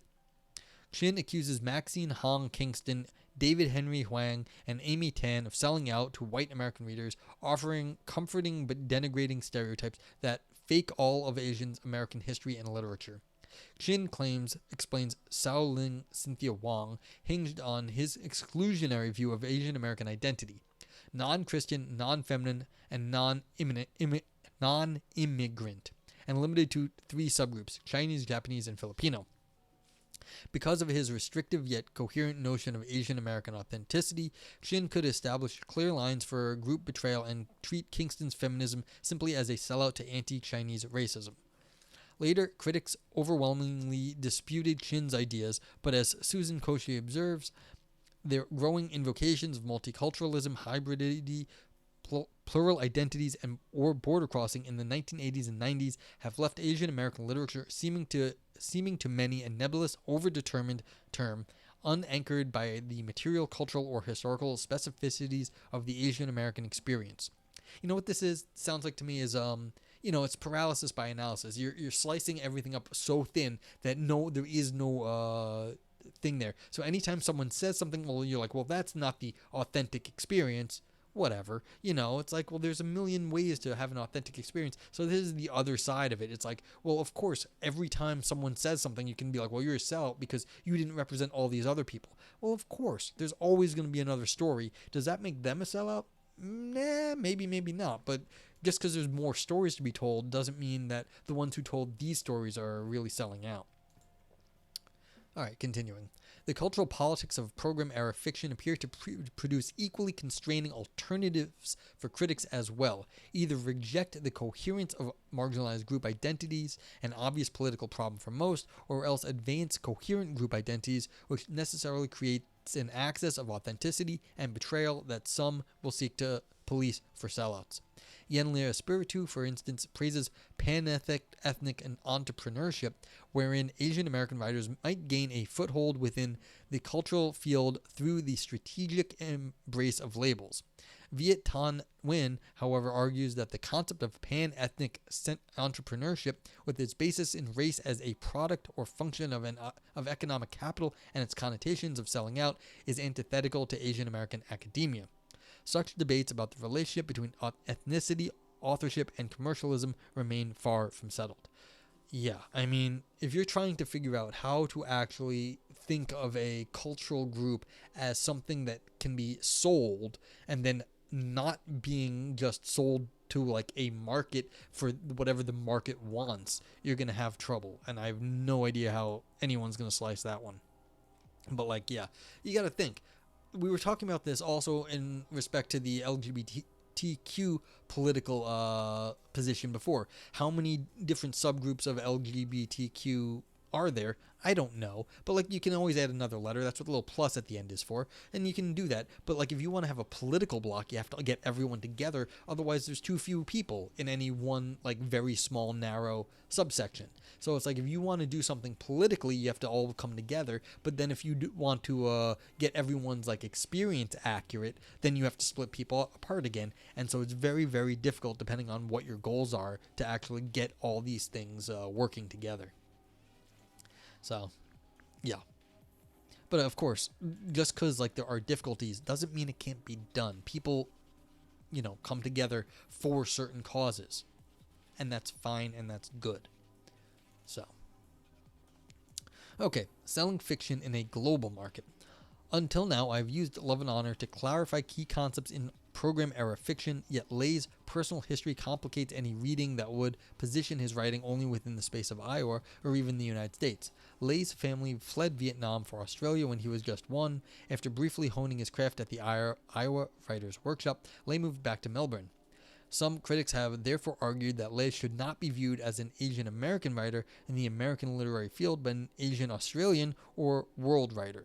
The boat includes not only Half Head Bay, a story of adolescent love, rebellion, and violence in Australia, but also, as attentive readers can hardly fail to note, the stories about Colombian assassins, Cartagena, New York painters with hemorrhoids meeting Elise, and Hiroshima orphans Hiroshima, enumerated in Love and Honor, stories that clearly violate Iowa's dictum to write what you know.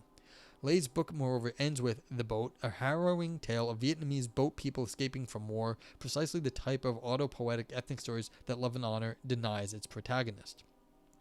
Given this geographic, cultural, and aesthetic hybridity, Bridget Olubus calls The Boat an exemplary Australian text, for the way it shows Australia is not so much a definite topography as a node for the flows of globalization and mediation.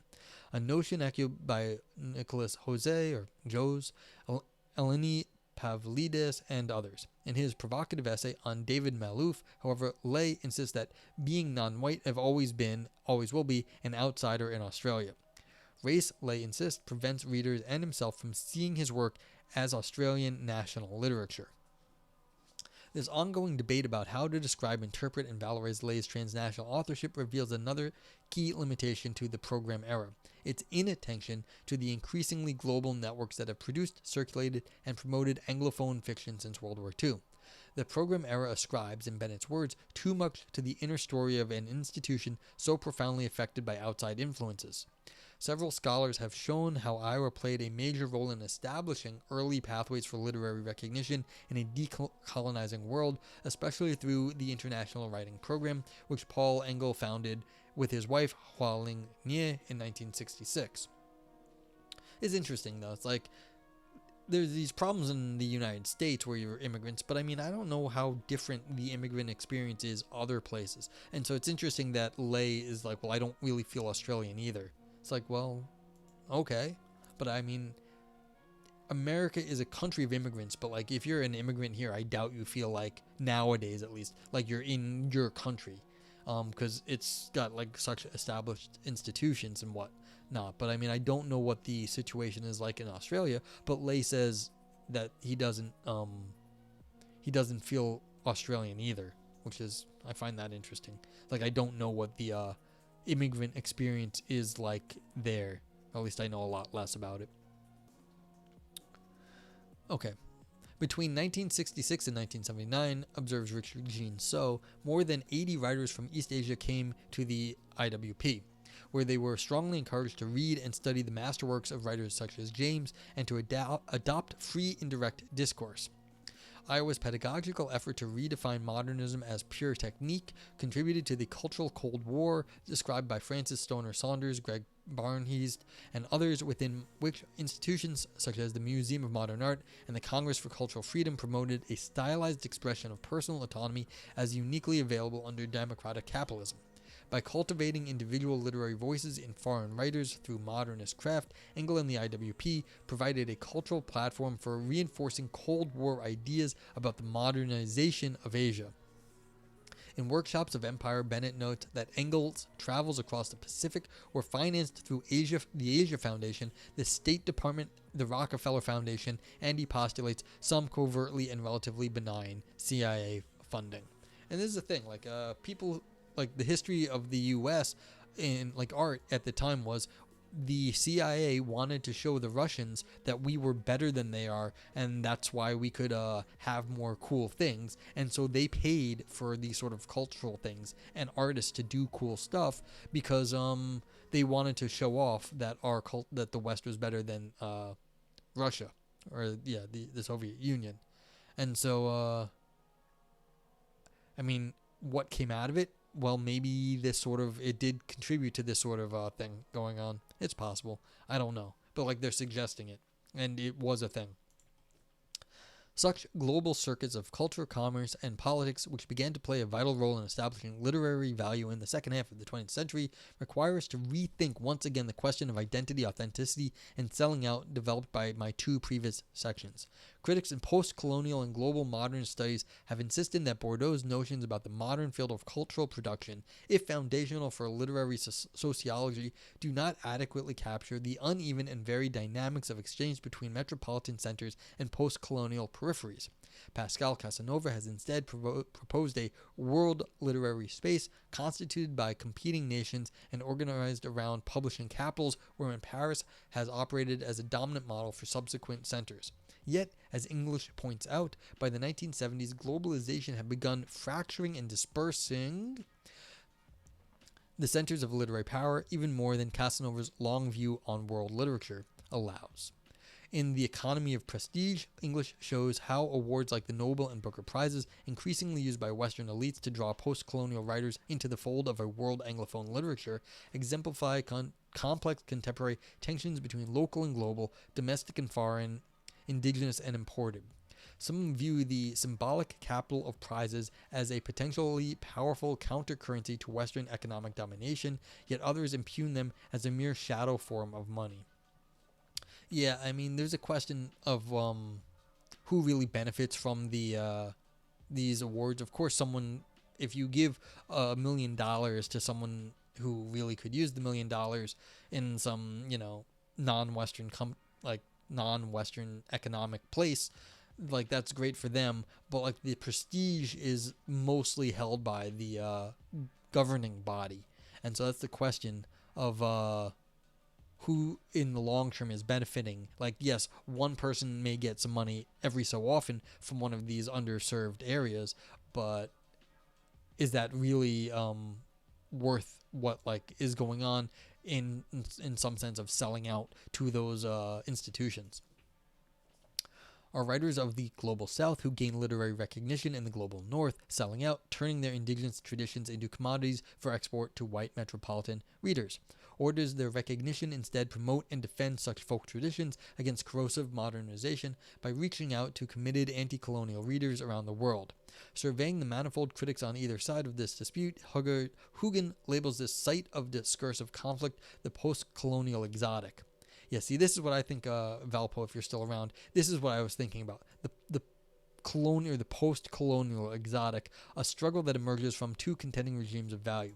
One regime envisions writing from the periphery as a form of resistance to Western hegemony, to empire and its enduring ideologies. The other views such writing as the commodification of cultural difference in late capitalism, which promotes spectacle of marginality as multiculturalism to feed its ceaseless demand for novelty. Yeah, this is what I was trying to describe earlier, and I was failing at it, but like this post-colonial exotic. So this is sort of the thing. Like, are we selling this idea of a commodification of cultural difference, which makes a spectacle of the multicultural differences? So I'm glad that the author said it, though, or better than I did.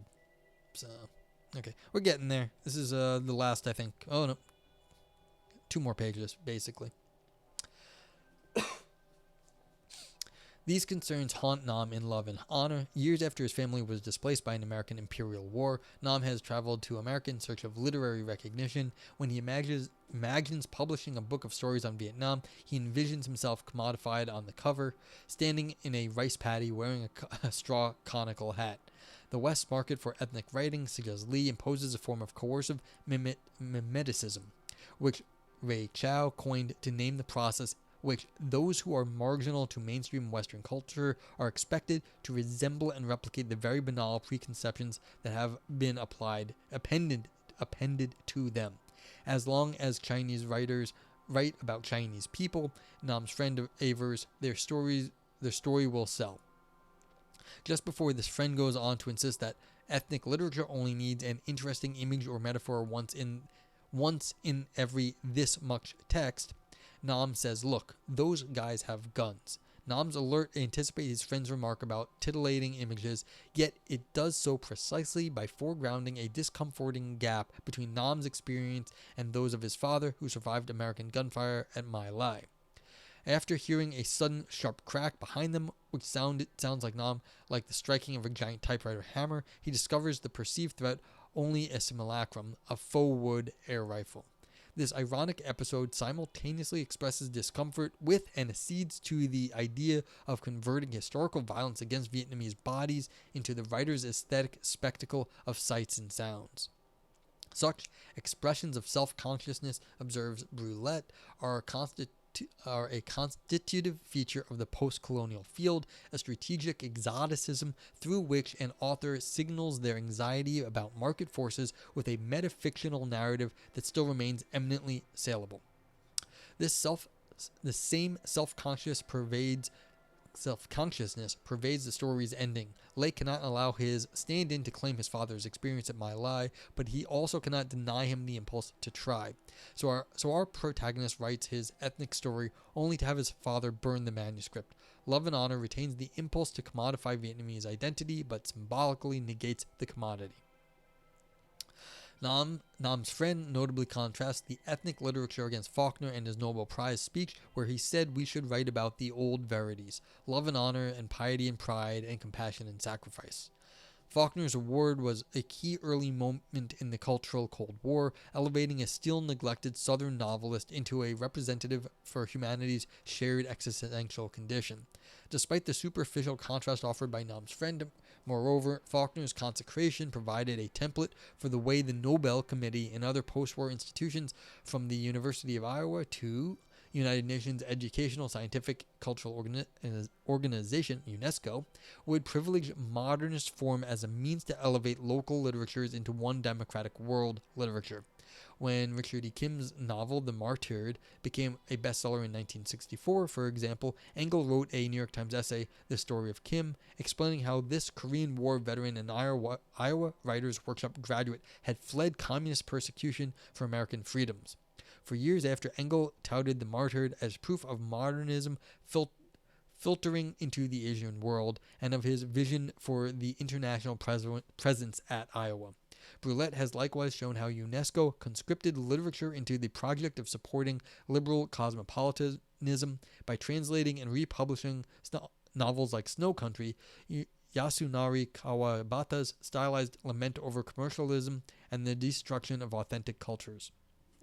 This newfound international prestige helped Kawabata become Japan's first Nobel Prize winner in 1968.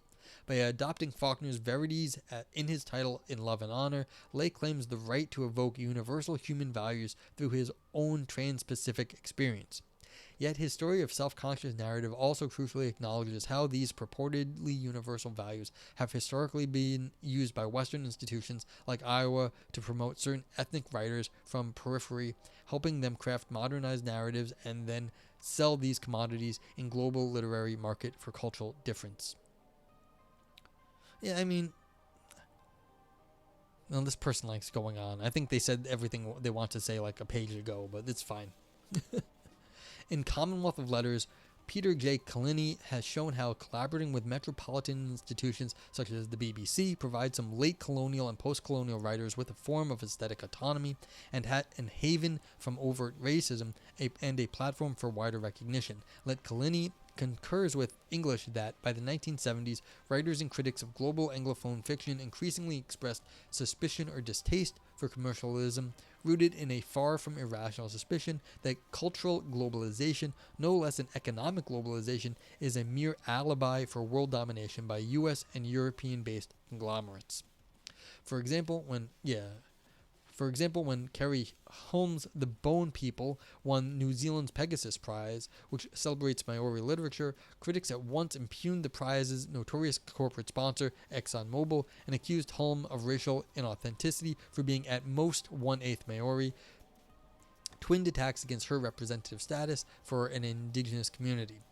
This essay has shown how, even absent such controversy, critics continue to disagree sharply about how to reconcile Lay's Australian citizenship, Vietnamese heritage, American accolades, and transnational fiction.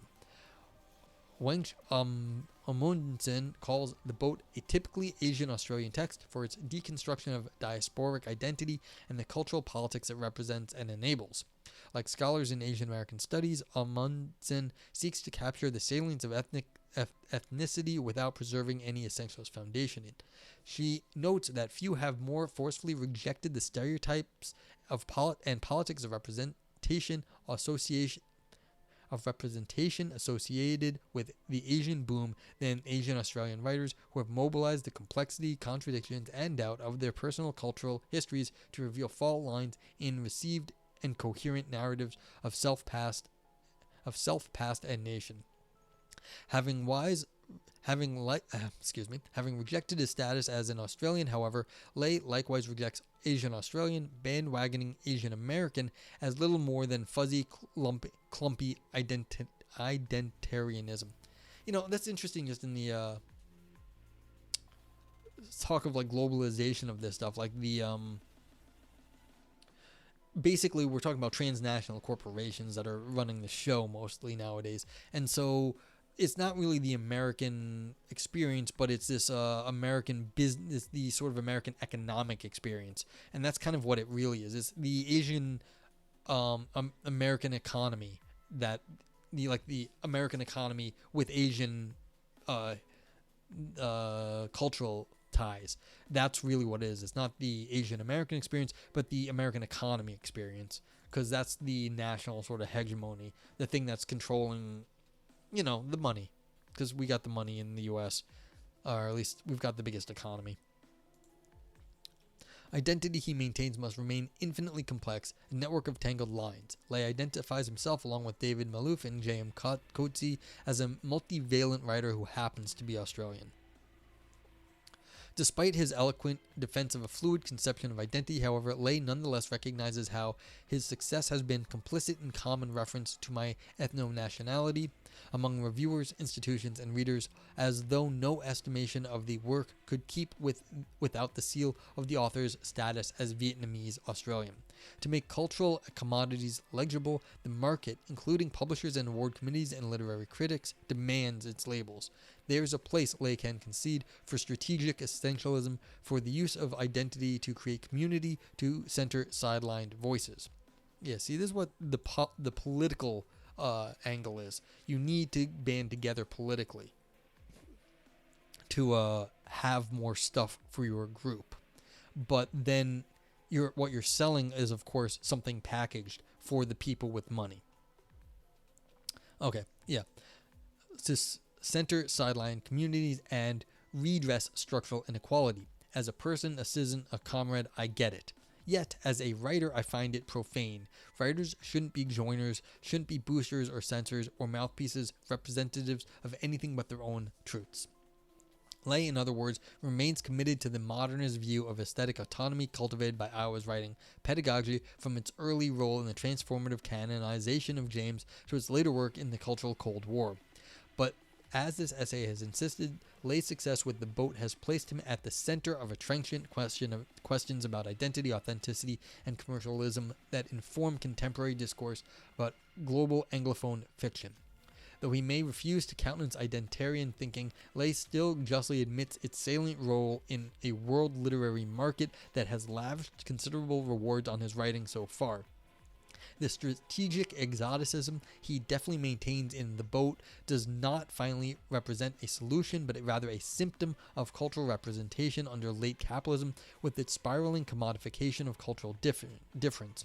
For any emerging writer, whether being told to write what you know in an American MFA programs or seeking to enter Western markets from more peripheral world spaces, reverting to established, if also essentialist views of group identity for commercial recognition, must remain an enduring temptation and, for critics, a live problem. Lay's eponymous protagonist captures this enduring concern in a deceptively naive moment of self-reassurance. If I write a true story, I'll have a better chance of selling it.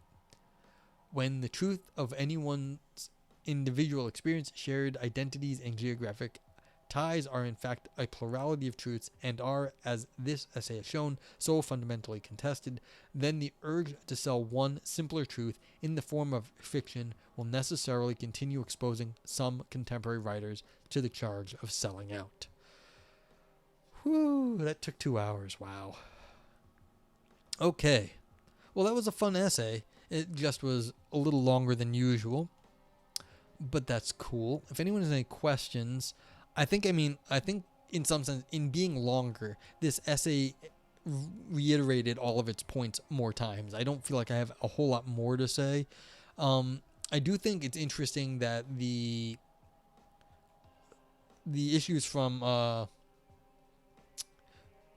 comparing and contrasting philosophy and English literature, some of them went the exact same way, some went a different way because the sources of funding are different. You can get lavished prizes on you that are far beyond what you're going to get in philosophy. And so it's sort of, oh, you're welcome, Cinesemiacs. Thank you again for the bits and the subs and all this stuff. But like the money in philosophy is always going to be institutional. Like you're going to be dealing with almost always universities and things like that. And so it's a very different, so the market you're selling to is different. And in some sense, selling out is the it's sort of like you sell out for the same reasons, but you're selling out in the opposite direction in philosophy. Yeah, the grant circuit. And so you are selling out like the specialness of your ideas, but in like not the exoticism of your culture of where you're from, but in like some sort of like your metaphysics or your ethics or something like that. And so it's very interesting that who does. Oh, the thoughts about the Templeton Foundation. I actually mentioned this, I think, before you got here. I said that, earlier someone was asking, do I know of anyone who has sold out in the contemporary sense? Because, of course, I mentioned Heidegger, and Cinesemiotics jumped on me because, like, everyone mentions Heidegger and the Nazis. But, yeah, I said that I remember one of philosophers saying that they wouldn't take Templeton money because, notifications on Twitch and Discord are funky at best. I don't know. I have no problem. You know what? At this point, philosophy needs more friends. So if anyone takes their money, I don't have really a problem with them. As far as I understand, they've never been heavy-handed with their what you're allowed to publish. Like once they give you the money, they are okay with whatever you do. Now the question is, do they also give people you might not like money? Yes, and then you're going to be associated with them, and so you might be like sort of rising up people you think are crappy by having your name associated with them. To be fair, that's always gonna happen, so I don't know if it's any worse doing it for them. So, a more real politique at this point. philosophy needs to be able to take people's money. So I don't have anything against anyone saying that, taking their money at this point. But again, do you know of any bad things from the Templeton Foundation? All I know is that they have their slant. They're sort of a religious slanted organization, but that doesn't inherently mean they're bad. I mean, and sometimes they support things that are conservative, that probably a lot of philosophers wouldn't like, but so what? Like, you can't agree with everybody.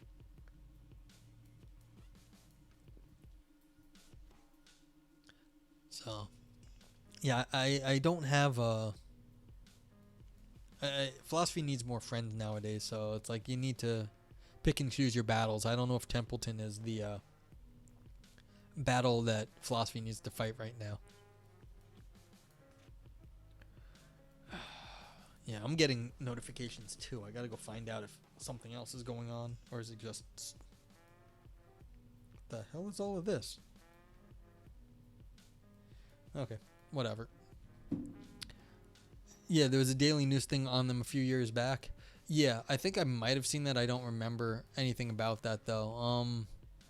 What was it? There's a philosophy of biology person that they offered him money and he said he didn't take it because he didn't like who he was associated with. But then again, he didn't need it. So if like they're supporting somebody and like doing a project that they're not going to get funding for and they really kind of need it, it's like, whatever. I'd have to learn more about them, but I just know that that all I can remember is that like there might be something objectionable there.